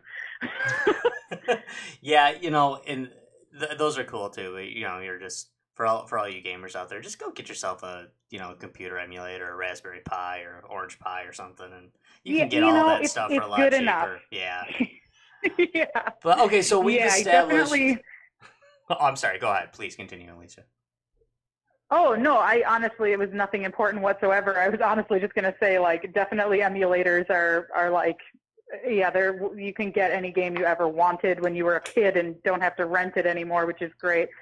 But I will say the Super Nintendo Classic, I ended up getting my hands on one of those, and it made emotions come out of me that I wasn't really sure how to like. I was like, what is happening to me? I'm leaking, but I'm really excited because I had my old Super Nintendo sitting right next to it, and I was like, it's like it had its baby. I can't. It was so beautiful. So yeah, this is what I mean about like nerd, and people were like, you're really into video games. I'm like, no, like I really am. Like I'm absurd. But all the ones that are not cool. So there's that. there is some truth to that. Just that loving those old like classic kind of retro games. Everybody's got their favorite that you think that you're talking to another gamer, and they're like, oh really? That you like that game? Okay. That's... No one ever knows the theme to Bubsy. I mean, who wanted to play that? No one. Like, no one likes that game. And I didn't even like the game either, but the theme song was so damn catchy, I kept freaking playing it. Why does it sound so familiar? I've never... Bubsy. Oh, it's a good game. It's a good game. It's a platformer. It's a merciless arcade-style, like, one-hit-you're-dead kind of game. Like, it's awful. I like it, though. That's a cool game. Yeah, it sounds familiar. Then... Wait. You like it? Do you like Dark Souls? Because I feel like you're the same kind of like masochistic. I love the pain. I don't know that one very well. I know of the game. I've seen it, but I've never actually played it myself. Not Dark Souls. That's a game I played for probably a minute, and then I was like, "Yep, not my game." Do you ever do the Bubble Bobble theme? Oh, I haven't done the Bubble Bobble theme, but I should. You should. That's one of my favorite theme songs. One of my favorite games. My son and I hold the world record on Bubble Bobble, and get out of here! Yes, what? Yes, and I love that game. I love that theme. And the very first time we ever threw down a world record on that game, we recorded it not direct from TV. We recorded it with a camcorder behind us so we could sing along with the theme song. Oh my God! I'm gonna throw up. That's adorable. Yeah, and it was just that poor referee that had to watch it. I had to watch that game for an hour and listen to me and Mike Soroka just murder that song over and over again. It was terrible. I still feel really bad about it. I feel sorry for us too, having to hear about your Bubble Bobble. Dude, you know that I'm not gonna let video games come up, or especially retro games come up, and not toot my own horn and talk about how I'm the Bubble Bobble world champion. I mean, I think you should. It's your civic duty. If it's not on your freaking business card, get at it. Right. I mean, it's just like, yeah, I know I'm supposed to be a professional. I'm having an interview here, but I see an opportunity to talk about my Bubble Bobble world record, so I'm gonna take it. Well, I'm impressed. So mission accomplished, sir. That's awesome. Yeah, honestly, like, when I first saw speed running, I kind of had no idea what I was looking at. And then when it really occurred to me what I was seeing, I was like, oh, I can see all the games because they'll be done in like 4 seconds. Like, people just found a way to just go, blip, see, there's that glitch right there, and just fucking go into outer space for 2 seconds, and then you're at the end. Okay, done. I was like, I love this. I love watching people play video games in general, but if you're playing games to an absurd level where you like have world records, that's intense. That is intense. I don't think I have the patience to get to that level. Oh, I'm sure you would. But okay, so we have established that you're an amazing jazz singer. You can play instruments. You love video games. So okay, so you're every guy's dream girl. But aside from that, tell us about the ukulele challenge. The ukulele challenge. I'm so excited for this. So, my friend from college. She's like just this crazy, like, not like she's into music and stuff, but like she's doing like the real people jobs. So she seems very normal person. Yeah, she seems like a very normal person to me, but she's like been this crazy inspirational, like, you should do this. And she came up, like, found this thing on Pinterest, which was like a 21-day ukulele challenge. And I was like, that seems like a good excuse to play every day. And it gets me to play ukulele and challenge myself in different ways. And so we did that, and it was super fun. And so now we're doing another one that literally this is day 2. And I just recorded my day 2, like before calling you just now, or that was like over an hour ago now? That was amazing. Feels like multiple days with how many times I couldn't hear you. It was kind of, oh God, maybe I shouldn't have said I just recorded that before. Now everybody's going to know I didn't like bathe today, but like I'm on the radio. I don't need to, do I need to put pants on? This is weird. No, you don't. So, oh, thank God, because I'm just not, it's not happening. Too much bread. So these ukulele challenges, I really actually think are kind of a good idea in principle for any skill that you're trying to improve on. It's like, give yourself like a burst of time where you have to do a little bit of something every day. Because then if you don't spend a ton of time on it, you just like, I don't know, run it a few times or whatever you're doing.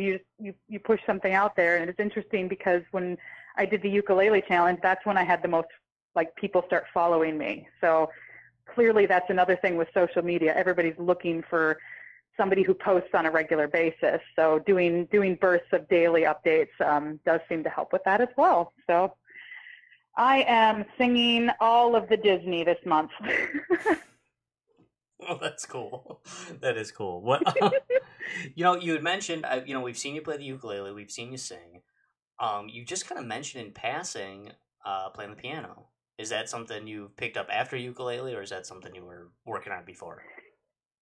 I learned how to play the piano when I was a kid. My dad taught me how to play. And so I know how to play. I never really got to the point where I was like, put down this wonderful sheet music and I can play every note. Like I'm definitely not that kind of piano player at all. I'm more of like, put me in a cover band and I'm in the back and like I can totally, like, I can chord out like a mofo. Like, it's insane. I know every single chord. You just put a thing in front of me, I know everything. So I'm like very competent at the piano, and used it over the years to write music. So so I definitely love that. But it's interesting because I'm so chord centric the way that I think in general about music. Like if I'm singing a cappella, and I haven't met too many other people that are like this, but it's kind of a mix. But when I'm singing like with no music behind me at all, I still hear the music in my head. So like there's always like chords in my head constantly. So being able to play an instrument kind of helps form things. But I really started writing music on the piano and for voice when I was 14. That was another one of those pivotal. It's always when I was a kid. I think that's kind of when we're all sort of figuring out something we're obsessive about. So that's when music started for me. Well, I mean, and you definitely seem to really work hard in honing your craft, and that's good. I have a thing set up in my place. My daughter's getting good at it, but I actually, I have a piano and I have a ukulele leaning up against it, and I have a mandolin. I have a mandolin and a few other instruments, and I'm just I would really love to have the opportunity to, as you so eloquently put it, to chord out like a mofo. But yes. But I guess if you never pick this stuff up, you're not going to learn how to chord out like a mofo. So no, you gotta be okay with it. You're going to suck for a while. It's okay. It's okay. Embrace the suckage. Do you have any gigs in the Minnesota area that I don't know how many listeners we have in Minnesota. We got a lot of listeners from strange corners of the earth on this show. That's Oh, kind I'm of the nature sure. of podcasts. It's the internet. Yeah, right. Yeah. And I don't know how many Minnesota listeners we do have, but if there's any shows upcoming that you'd like to plug, please do that. We want you to be able to. Oh my plug. gosh. Well, I would really love to keep doing. So I do a couple of regular gigs. One of the regular gigs that I do, it isn't so much open to the public. However, they do make the episodes live once they're done. Or I'm sorry, they make them available online because they're live shows, but they're done in the Children's Hospital in St. Paul. So That's cool. Oh, cool. it's really, it's meant for the kids that are there, and it broadcasts between St. Paul and Minneapolis, both campuses of that hospital, and it's amazing. Like, I love doing that, and then like I said, everything goes online afterwards. So if you want to see my embarrassing beginnings of doing live hosting on a show, that shit is online and available for you to make fun of me endlessly. Because, oh my God, I feel so awkward. In the beginning, I was like, again, I'm like, how do I just be myself? I don't know who I am. Like, but you learn a ton. It's kind of like, I'm sure when you started podcasting, it's like you just kind of find your groove, you find the way you like to communicate with others. And so that's the gig where I don't swear. And then I also play sometimes, let's see, the first Sunday of the month, I always play at a place called the Mississippi Market, which is a nice local, like, co-op, food co-op. So I like going there to shop, and I figured I bet it'd be cool if we weren't listening to canned music and we actually could, have some people shopping around or eating their lunch or whatever and have some live music. And they've been letting me do that. So I'm some kind of wandering minstrel in that sense. You just walk in there with a music stand like, and then hope that they'll give me some money. So that's a fun gig. And then I also have a regular kind of occurrence at a place called Can Wonderland. It is a clever name, actually. It turns out they actually are in a warehouse that used to make cans. So I was like, oh, okay. It's adorable. But it's, right? But it's this sort of really strange, sort of eclectic place. It's a lot of supported by, like artists and stuff in the area. And then they have like a mini golf course inside this warehouse that every hole was designed by a different artist. So they're just really wacky. But they do a variety show there every Thursday night, and I have been doing that with Musical Nonsense. So Paul and I go and just try out new stuff or, get better at performing a certain song that we might be a little weird on or just want to see how people react to it. And that one definitely feels like it's super fun, and I like the atmosphere, but it goes along those lines of you're kind of hustling because if you do really well and people cheer for you, you make cash. So I was like, oh, well, I mean, just try and maybe make this skirt a little shorter. I mean, I don't know what wins, but sometimes I'm competing with these burlesque dancers and they're so freaking fierce and perfection. I was like, I need to put tassels on the back of my ukulele or something and I can spin those. What do you think? We mentioned earlier that I saw you performing in Wisconsin. Do you travel a lot for your performing, or are you mostly centered in Minnesota Always when you area? ask a fucking question, this thing blocks out. How come it doesn't block me out when I'm babbling? Can you hear me now? I heard you laugh. Okay, we're getting there. How about I lean out this window? Will that do it? She's gonna be hanging out the window. If you fall out a window during our podcast, we take no responsibility. I blame you for the No, it'd be kind of creepy though, right? If I died right during this, you'd be forever that's on my live podcast, and this fucking woman just is and dead. Maybe it'd get you more listeners. I don't know. Maybe we could use them. Always looking for more. Yeah, just you got to get paid. But can you hear me now? All right, Alicia? Or it's a negative ghostwriter. Yeah, I don't think she can. Okay, you there?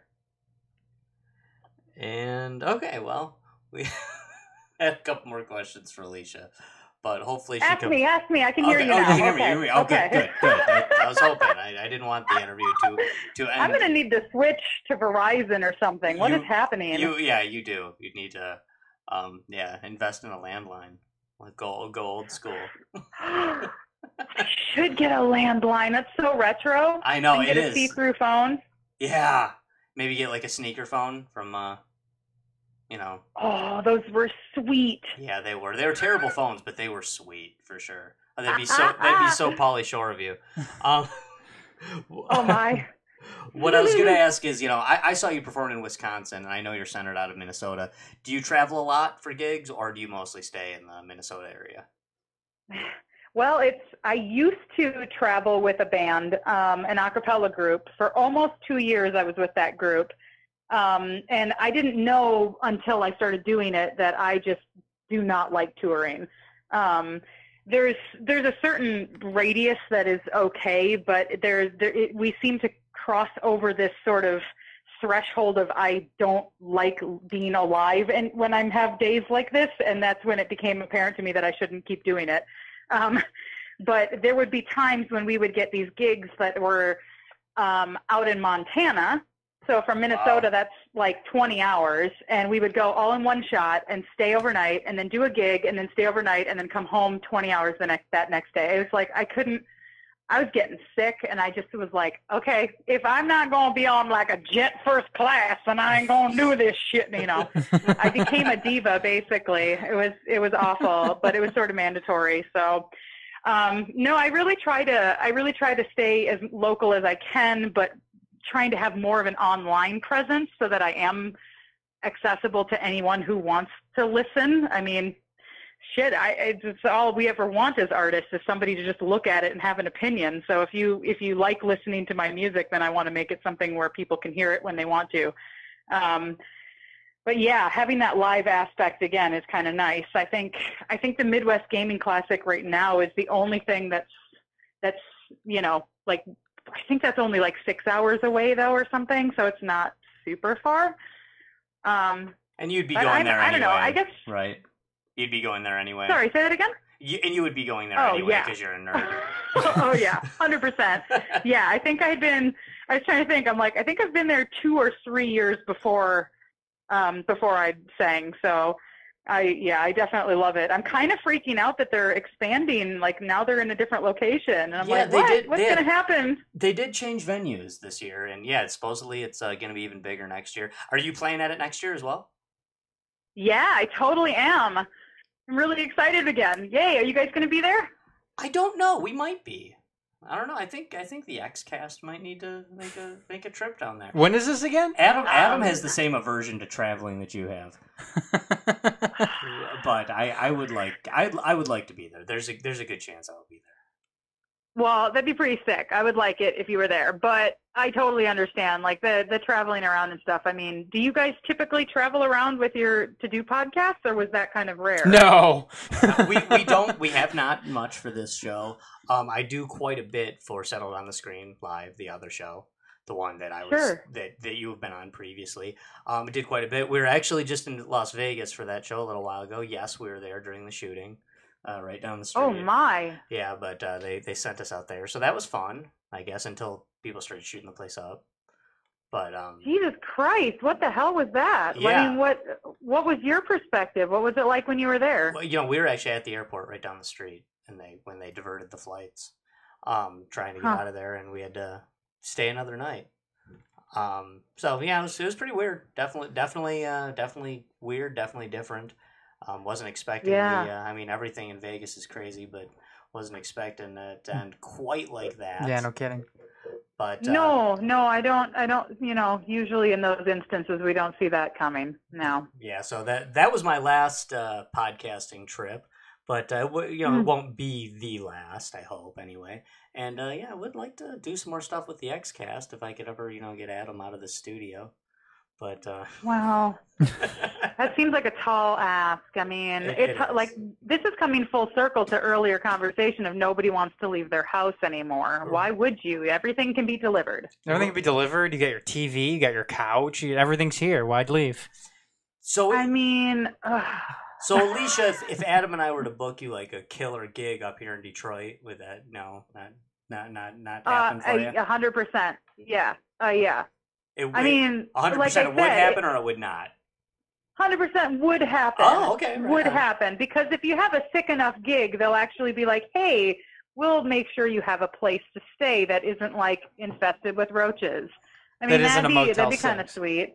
Yeah, well, if there isn't, there's a couch here in the studio. You could.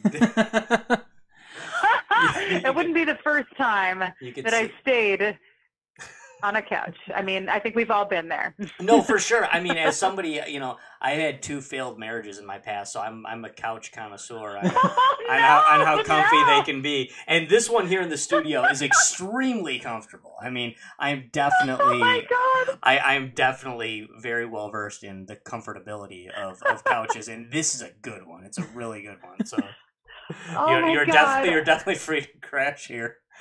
Adam's looking at me like, you don't have the right to if she were ever to come here and play a show, she would not be sleeping on a couch. She would be in a nice hotel. Josh, we put her up in a hotel. No. There's a youth hostel down the block. It's only been a couple of stabbings, but don't worry about it. I have this chain link sort of, I was trying to make some armor to go on with my cosplay, and it's got some big holes that if their knife is too big, it'll go right. Okay, that's funny. So, I think there are some hostels in Detroit. There are, yeah. Yeah. What Adam is saying is, if you came in, you could stay at my place, and I'll sleep on the couch here in the studio. Oh, such a gentleman. No, it is good. You mentioned earlier, and I didn't know that you were, quite into this, but so you do have some original music as well, right? I mean, is that something you're performing ever, or is that just something you're kind of keeping to yourself at this point? Yeah, I throw it out there whenever I can. I kind of always have been, just wherever I've written so much music for the most random projects that at this point it's like you would never know that I have a country album. And that 13 out of the 14 songs I wrote. Very cool. It was very nerdy. But I really enjoyed it. It was very fun to kind of write in that style it was like, it can't be all that much different. Just add a little twang to it and it'll be fun. But they actually ended up kind of surprising me. They were fun songs to do. But yeah, I don't know. I try to write stuff. I'm trying to think of I don't make it like a mission to write a ton, but when I do, I get really excited about it. So like for Midwest Gaming last year, I wanted to do, again, I only knew so many chords. So I wanted to do something from Chrono Trigger. And all the music from Chrono Trigger is fucking difficult. I was like, no, I can't play that many chords. You can't. So I got really sad, but until I realized that there's a song in there that's it's like a 2-second loop, right? It's that gato when you're in the Millennial Fair. If you're familiar with the game. Yes. Yeah, right? So Chrono Trigger is my favorite game of all time. Alicia, people listening, they're never going to believe that we didn't pre-plan this. Because Adam is obsessed with Chrono Trigger. Chrono Trigger is my favorite video game of all time. It is the most underrated game of all time. Even all the acclaim that Chrono Trigger has gotten over the years, it deserves a whole lot more. I'm sorry. Thank you. It blows Final Fantasy away. It blows any other RPG away. Chrono Trigger is one of the best video games ever made. Yeah, not a fan. And they didn't put it on the SNES Classic. A bunch of pricks. They didn't? Dear Nintendo. You know what? They did not. It's not even worth having. Then. If it doesn't include Chrono Trigger, then it's not worth having. Oh my god! You know what? It's basically just buy one and throw it in the fucking landfill on your way out. Just forget it. Alicia, please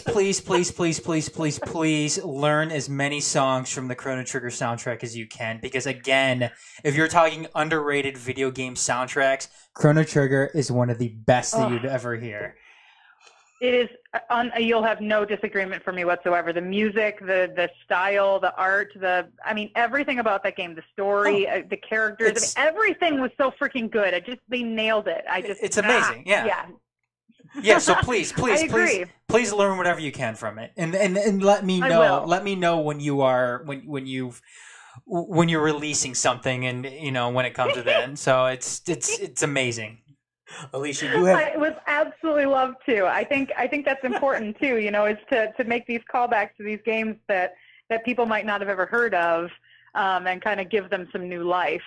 So that's what happened with Gato's theme, because it's only 2 seconds long. I was like, well, it needs to be a little bit longer than that to be like a song I can perform on stage. I'd prefer not to just do like a 30-second song and they'd be like, all right, thank you. So I wrote a couple of verses to go around that theme. So I've just kind of built a little bit with what was already there. So it's like, yeah, I sort of wrote part of the song, but the song was kind of already, I don't know, it's hard to take credit for that one. Yeah, it's the it did most of the work itself. Yeah, it's the dun dun dun dun dun dun dun dun dun dun dun, dun something like that. I think. Heck yeah, man, you got it. That's the one. Well, we know. I think you should go on American Idol. You got like a pretty voice and shit. Well, we know when Alicia does do this song that it will sound better than Adam's version. But Alicia, you have re-energized my co-host, Adam. No, I wiggled. It wiggled. I'm sorry. Try it again. I wiggled and I knew I shouldn't have done it. Okay. No, I was just saying that you have re-energized my co-host, Adam. He is giddy over here at this talk of Chrono Trigger. I love Chrono Trigger. No, it's cool. Chrono Trigger's cool. But Alicia, I don't know if you can hear me or not. Can you? Yes, I can hear you now. Okay. We do have to. Now it went away. This is the worst day. Stop it. Well, we do have to. Okay. We You do hear have- us? Can you hear us? Hello? No. No. No. She's. How about over here? No. There's only so many places in my house, T-Mobile. Get your shit together. Oh, see, that's the thing. Yeah, that's her problem. T-Mobile. It's Yeah, T-Mobile. T-Mobile. That's her problem. She should have known better. Alicia, can you hear us? So we I do have have. nothing but good things to say about them. It's like funny. I can hear like a couple of words at a time. You're like, oh, she's got T-Mobile, and then it goes out. And then it's like, yeah, there's some things. Burger to her, and then it goes out again. And I'm like, This is the kind of respect that Chrono Trigger's gotten too. I mean, It you start discussing It Chrono is. Trigger and the phone line, and the phone line fucks up, and that's. I bet you if we're sitting here having a discussion about Final Fantasy, then it would be up in its entirety. But Everything would be lit up. But you start discussing Chrono Trigger and the genius behind that game, then all of a sudden shit hits the fan and T-Mobile fucks everything up. Yeah, they are. They're out to get you, man. yeah, they pretty much are the scum on the planet at See? this point. See, do you hear us now? And they're not paying me for voiceover, so I'm going to diss them until they do. Well, we do have to wrap Catherine up. Zeta-Jones, come on. She did do the. She did, yeah. Catherine Zeta-Jones. I bet you she didn't have a T-Mobile account though. Probably not. Yeah, probably I not. doubt it. Alicia, can you hear us or no? No, that's a no. But we are going to have to bring our interview with Alicia to a close here. I was really hoping, before we wrapped up, I was going to have her talk about the mural she's painting in her kitchen, which she told me about off air earlier. That sounds amazing. But perhaps we can pin that down for... Hey, so far. Okay, I hear more than just a word at a time. Hi. Okay. Hey, Alicia, you're back. Hey, so you can hear us? Hey, I just had a commercial break. Sorry. Oh, yeah, it's all good. So you can hear us now? Yeah. Okay, we do have to wrap up the interview and get this show wrapped up. But if you could tell us real quick, because actually, and also please, if you have stuff, we'd be happy to put up stuff on our website for you. To get it out there. Awesome. Yeah. Yeah, to get it out there, especially if you ever do anything involving Chrono Trigger, Adam will put it front and center on the. I won't even post it to social media. You'll have personal first access to when I do those. Sounds great. But Alicia, we hope to talk to you again very soon. Anytime you got any project, we really want to hear from you. Absolutely. Constantly. You've really impressed the hell out of us. But before we wrap it up, will you please briefly tell us about the mural in your kitchen? Oh my God, yes. So again, getting this Super Nintendo Classic got me to kind of get re-inspired by just certain games I hadn't played in a while, and one of them was Yoshi's Island. And I was looking up pictures, and I was like, this game is so cute and squishy. I want to look at it all the time because it makes me feel good. And I was like, I pulled up a picture, and I was like, I want to put this on the kitchen wall. And my husband's like, okay. And then I just started charting it out. I don't know. It's like the spirit took over me. Usually I'm like, I have this crazy idea, and then I don't follow through. But I did it this time. So I've actually gotten a lot of it done in the last couple of days. I could totally send you a picture. It's intense. So it's like this. The backdrop is like sunset, and there's like 3 little mountains that are kind of clustered together, and they got little smileys, and like everything's so damn happy, and I can't handle it. Like it takes a huge portion of our kitchen, though, too, because the wall that I put it on is 9 feet tall and 15 feet across. So Nice. it's a very large canvas.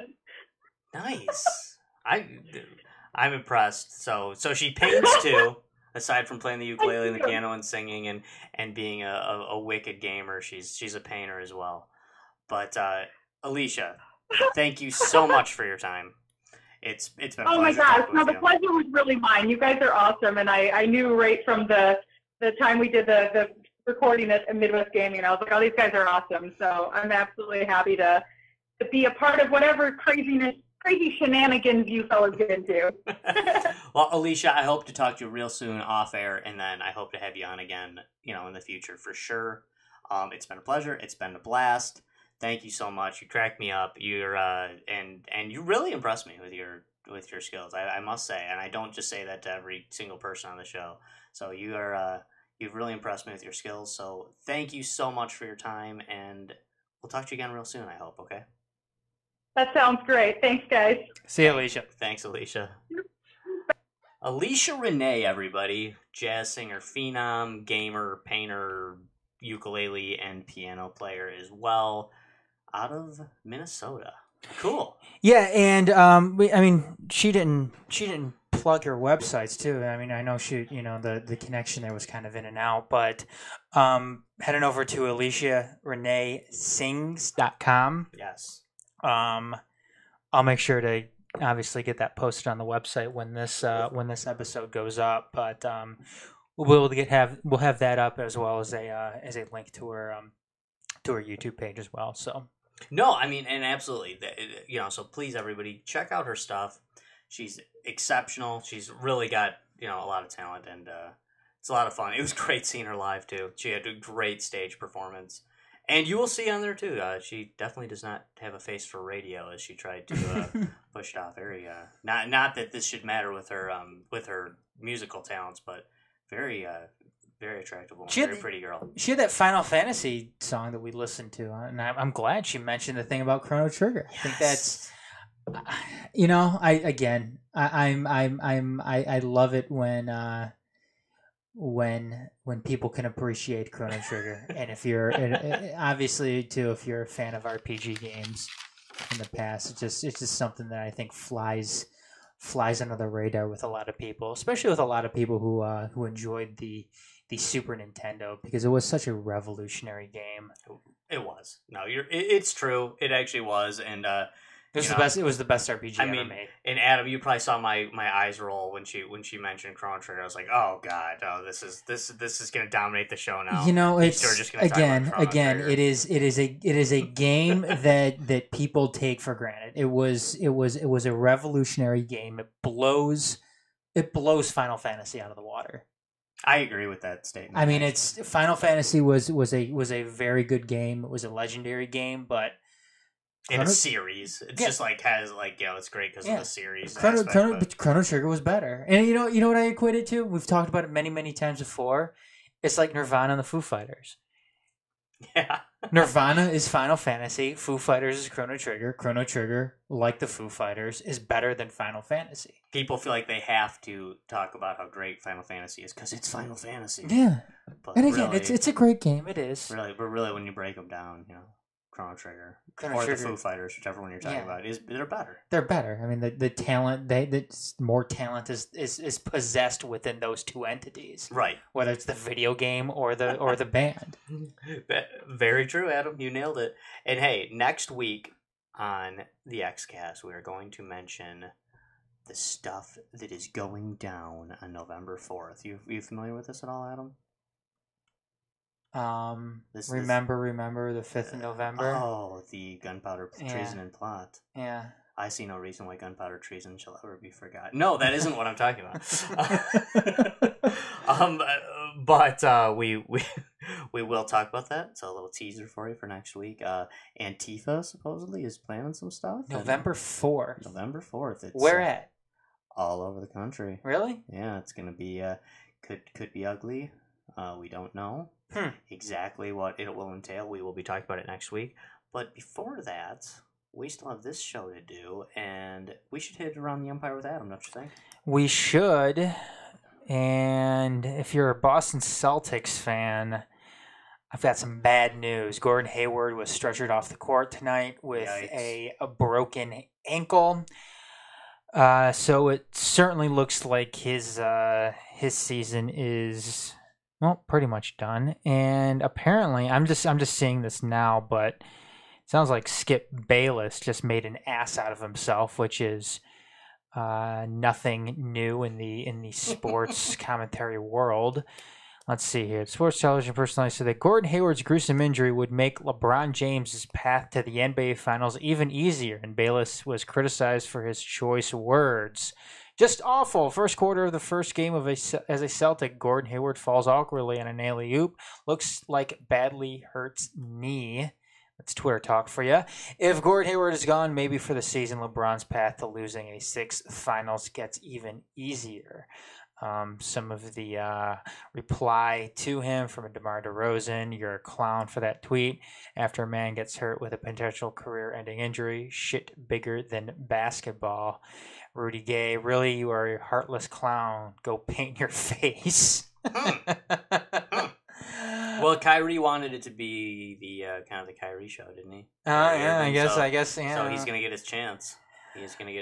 Now he's gonna have to do double duty.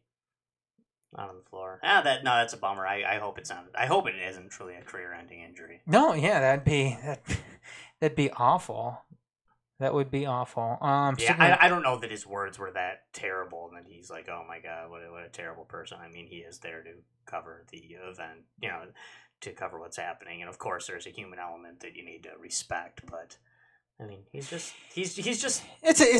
telling it like it is. It's a timing thing. If you would have made that same statement a week from now, it wouldn't have gotten the backlash that it did. Sure. But we're in the immediate wake of Gordon Hayward's ankle probably being in pieces. Right. Yeah, you probably don't make that comment right here and now. Sticking with the basketball, according to the Vertical, Bulls forwards Bobby Portis and Nikola Mirotic were involved in a serious quote-unquote altercation in practice on Tuesday, where Mirotic was sent to the hospital with facial fractures. He is now out indefinitely. Yeah, two teammates going at it with each other. That's ugly. Moving to video games, Josh. The Star Wars game has been delayed after the closure of Visceral Games. Electronic Arts has Battlefront 2? What was it? Battlefront 2? I believe it says Star Wars game. Okay. Maybe that's what it is. But yeah. EA Sports shut down Visceral Games, the studio behind the popular Dead Space franchise, and putting the development of an upcoming Star Wars game on hold. Looks pretty cool, too. It's unfortunate. Yeah, I don't know if you're ever into the Star Wars games. Oh, Josh. for sure, man. For sure, absolutely. No, especially by EA. I like what EA's done with Star Wars games. I'm obsessed with Galaxy of Heroes on the mobile. The mobile game. Yeah, I know. Yeah, I know you are. Yeah, it's good stuff. But no, EA's running that, and they do good. And I know a lot of people are super geeked about Battlefront 2. Let's see. The Scaramucci Post removes a poll about the Holocaust. Apparently, former communications director of the White House, who lasted all but a week, right, Anthony Scaramucci, I guess asked a poll question on Twitter: how many Jews were killed in the Holocaust? leading to instant backlash. Source close to Scaramucci, this comes from Jake Tapper of CNN, says that he's furious about Holocaust-denying tweet. It will be taken down as soon as possible, and he's going to make immediate disciplinary action. At least one person is getting fired. Let's see here. Are they saying that this just opened it up for Holocaust deniers, or was it done by Holocaust deniers? I mean, was it was from Scaramucci Post, whatever that is. I don't know if that's his. What is Scaramucci Post? Let's see. Job offers, tweets by social team of Scaramucci. I don't know. It looks like it's his company or something. Yeah, this is the new thing he was pushing after he left the White House. Yeah. How many Jews were killed in the Holocaust? Why do you even ask that question? Well, yeah, I mean that seems to be a. I can see, I can see these discussions being had, but to ask that, it's a matter of. Unless you're a Holocaust denier, this is a matter of history, and everyone knows it's around 6 million Jews that were killed in the Holocaust. This is a matter of history, not a matter of opinion. Yeah, I mean that's basically what it's about. Unless, so I can see like there could be a backdrop of Holocaust denial here because you're offering it up as an opinion. But, I mean, I don't know that he's endorsing said opinion necessarily by posting the poll. Yeah, I have no idea what his views are. I'm not speaking for him or against him. It's just, I mean, I think you nailed you nailed it right on the head there. That this isn't a matter of opinion. Yeah, no, this is a factual thing. Yeah, this. I mean, history backs this. Mm-hmm. Like you said, around 6 million. I mean, they'll never know the exact number, right? But yes, roughly around 6 million Jews were murdered in one of the most gruesome and horrific and evil genocidal acts that humankind has ever implemented on other human beings. There's no way around that. No, there's no way to reword it or ask a stupid question. Asking. No, I mean, you guys know, if you've listened to our Deep Issues cast in the past, we definitely have no problem giving lip service to a lot of different conspiracy theories, a lot of alternate histories, if you will. I'm on board with this in a lot of ways. Ed, our Deep Issues specialist, is definitely on board with a lot of this stuff. But the Holocaust happened, everybody. All right, this is not a thing. Okay, this is a bogus idea or a bogus conspiracy theory, if at best.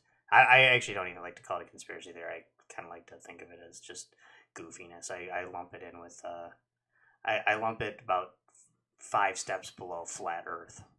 No, flat Earth too.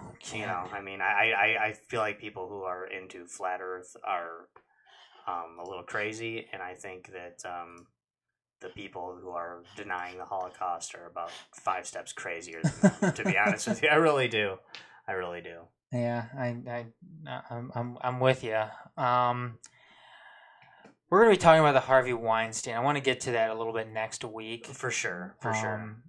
I know it's still, unfortunately, given everything that's happened, I'm sure more stuff is going to come out. Right, and we probably should have talked about it tonight, but we had this great interview with Alicia, planned, so we weren't going to jump into it too much. And I'm sure, as you said, more and more will unfold on the Weinstein front, so there'll still be plenty to talk about next week. But there's plenty to get into regarding the Hollywood aspect and everything with it, because it sounds, the seedy underbelly of Hollywood it seems like it's really starting to show its ugly face right now. And I feel like part of this too is, I am all for criticizing Weinstein in any way about this stuff, especially if 1/3 of the stuff is true, and criticizing others. But the one thing that I find kind of annoying or obnoxious about this Weinstein thing is that we all knew this. We all knew this stuff was going on. Putting Harvey Weinstein, now we have a face for it. Now we actually have, an official person that we know is kind of a scumbag. assuming that the allegations are true, that this guy's a total scumbag. And we're putting a face to it, but we knew this. We all knew the Marilyn Monroe stories, and this has been going on for 50 years in Hollywood. Especially Hollywood knew this, right? too. Like I mean, if you were paying attention, if you're awake, you knew this stuff was going on. And I guess if it takes really putting it to a guy like Weinstein, who really has it coming, I guess if it takes that, if it takes actually putting a face on it, a famous rich face to it, to be able to expose it, then I guess I'm glad that happened, because now we can do it. And now Weinstein's coming out saying that, well, I'm going to expose a bunch of other people, I'm bringing other people down with me. Good. If there's other people out there who have been doing this stuff, then I want them to get nailed the same way Weinstein is.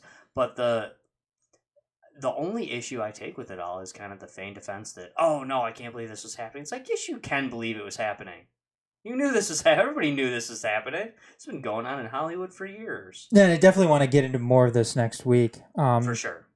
But yeah, I mean, you kind of touched on something that John Oliver said Sunday night in a show, and the Academy kicked out Harvey Weinstein, and it seems like, oh my God, it was such a courageous thing that they did, and such a necessary thing that they did. Well, yeah, no shit, but who the Academy still has, who they still have part of the organization, whatever it is they call it, who's still part of the Academy?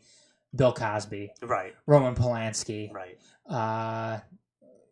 Those guys are still a part of the Academy, and they haven't kicked them out. Adam and I. Are they kicking out Harvey Weinstein right now just because of the backlash, and rightfully so? Of course they are. But why isn't Bill Cosby kicked out? Why isn't Roman Polanski? And why kicked did out? they decide to support Roman Polanski with his disgusting offenses, yet crucify Weinstein? I'm not saying that I feel sorry for Weinstein for being crucified. No, he should be. Yeah, he should be, absolutely. But why do they decide to support some and reject others? I don't understand this, and I feel like there's other forces at work. They found a way to just nail Weinstein and get him out of the way, and this is how they're doing it. And now they're jumping on the bandwagon. All these people that are pretending to, oh no, now Weinstein's got to go. They've known this for years. They've known this for years, and they were fine with it. There's the entire Academy, all these people in the Hollywood, in the movie industries, they're a bunch of mini Joe Paternos. Every one of these people knew that this stuff was going on, and now that it's public knowledge, now they're going to pretend like they're offended by it. They're going to pretend like they care. And let's face it, it's bullshit. The only reason why they care is because it's out in the open now. Right. It's out. The public has gotten a hold of it. The media. They would look bad if they didn't care. The media has gotten a hold of it, and we've seen it many times before. I mean, we've seen it, like you mentioned the Joe Paterno, the Jerry Sandusky stuff. Everybody, the higher ups at that university knew what was going on. Right. They only chose to care about it when it became out in the open, and the media ran with it. The public started learning more about it, and you remember the Ray Rice stuff. Absolutely. I mean, it didn't seem like it was that big of a deal up until the video came out. Right. I mean, everybody knew that the guy knocked out his wife or his fiance at the time. It was reported on. It was official. It was verified. Yeah, but it wasn't really a thing until a video had to, in some sick way, verify it, which I don't understand why you need that verification. No, look, you know what happened. Mm-hmm. We know that Harvey Weinstein is a scumbag, and then he's a pig. Yeah, and look, one, sexual harassment is bad enough in many ways. Does it make any? Does it?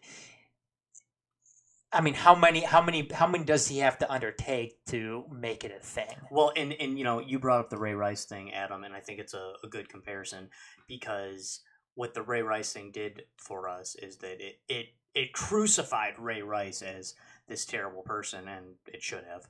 But what fails to often come to light is this idea that this kind of behavior is happening a lot with people in that position.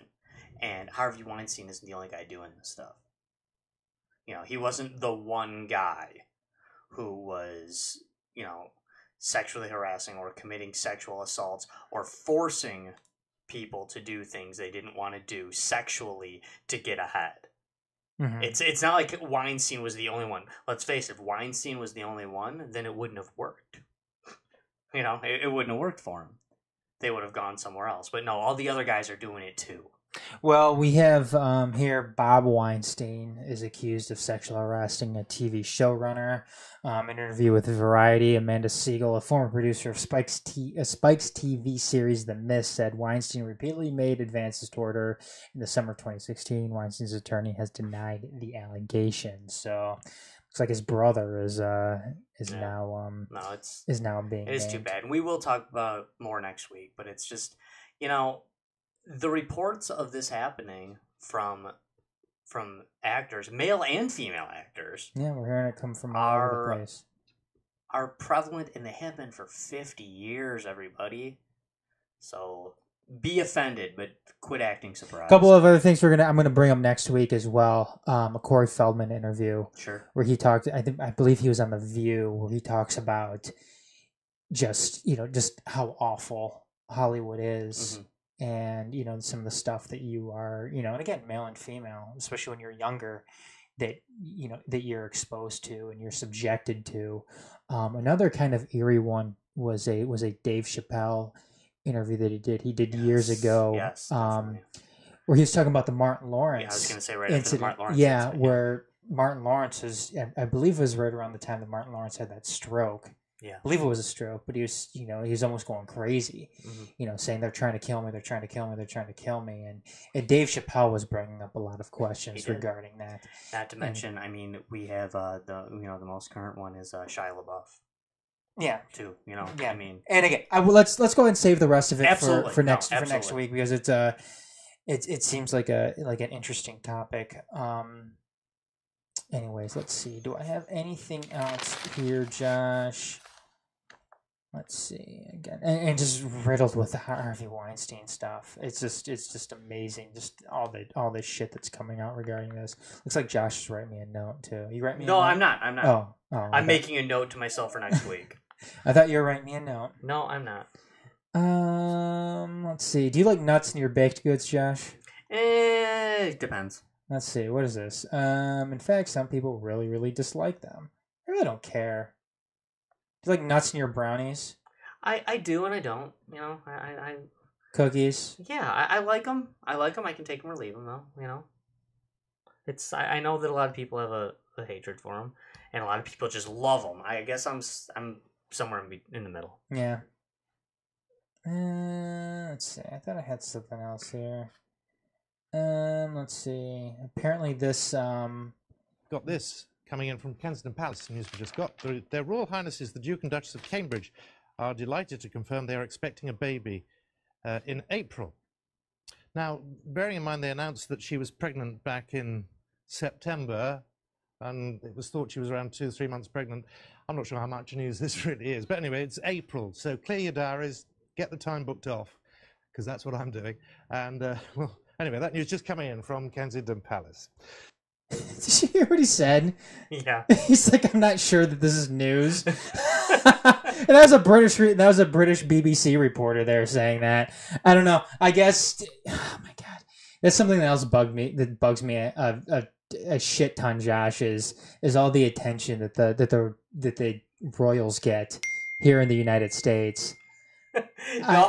You've hated on this for a long time, Adam, and I actually feel like, for whatever reason, I feel like this is a bit of a role reversal. That I kind of like the, I kind of like the royal family stuff. Do you? I do actually, yeah. Come on, Josh, you're better than that. I know, but you know what? But maybe I'm not. You especially too. This is we fought like a war over this. This is the worst kind of statism. Oh, it is basically, and I'm like, oh, cool, the royal family. You know what? Don't be fooled by Josh's his front that he puts on as far as small government, libertarian bullshit that he sits here and spews out. He wants to not only go to a big government, he wants to go back to a British monarchy. Man. That's what he wants. Well, most efficient form of government. Look at this. He's a guy that's supposedly all about the founding fathers, and you're always gonna be like, I'm a federalist, blah blah blah blah blah. And all of a sudden and then all of a sudden he goes on and he just admits that he likes to hear about the royal family. What the hell is that bullshit? We fought a war so we didn't have to deal with some stupid fucking royal family in some other country, Josh. Come on. You're totally right. You're totally right on this entire criticism of me. You're totally right. I'm not even gonna debate it. You got me. You got me, man.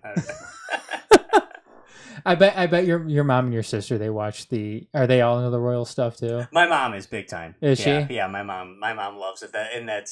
This is an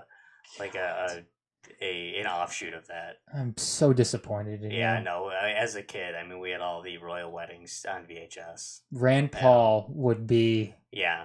No, he'd be very disappointed. I think he would. Too. Josh's hero, Rand Paul, would be very, very disappointed to hear you talking like this. I think he would. I hope he's not listening tonight. He might be. I hope he's listening every other night. I just hope he's not tonight. He just turned it off. Yeah, or maybe hopefully he just turned it off after because that Alicia Renee interview was really good. So hopefully, I hope Rand Paul heard that. Austin Peters, very, very disappointed. Austin Peters, yeah, they don't. I'm on their shit list tonight.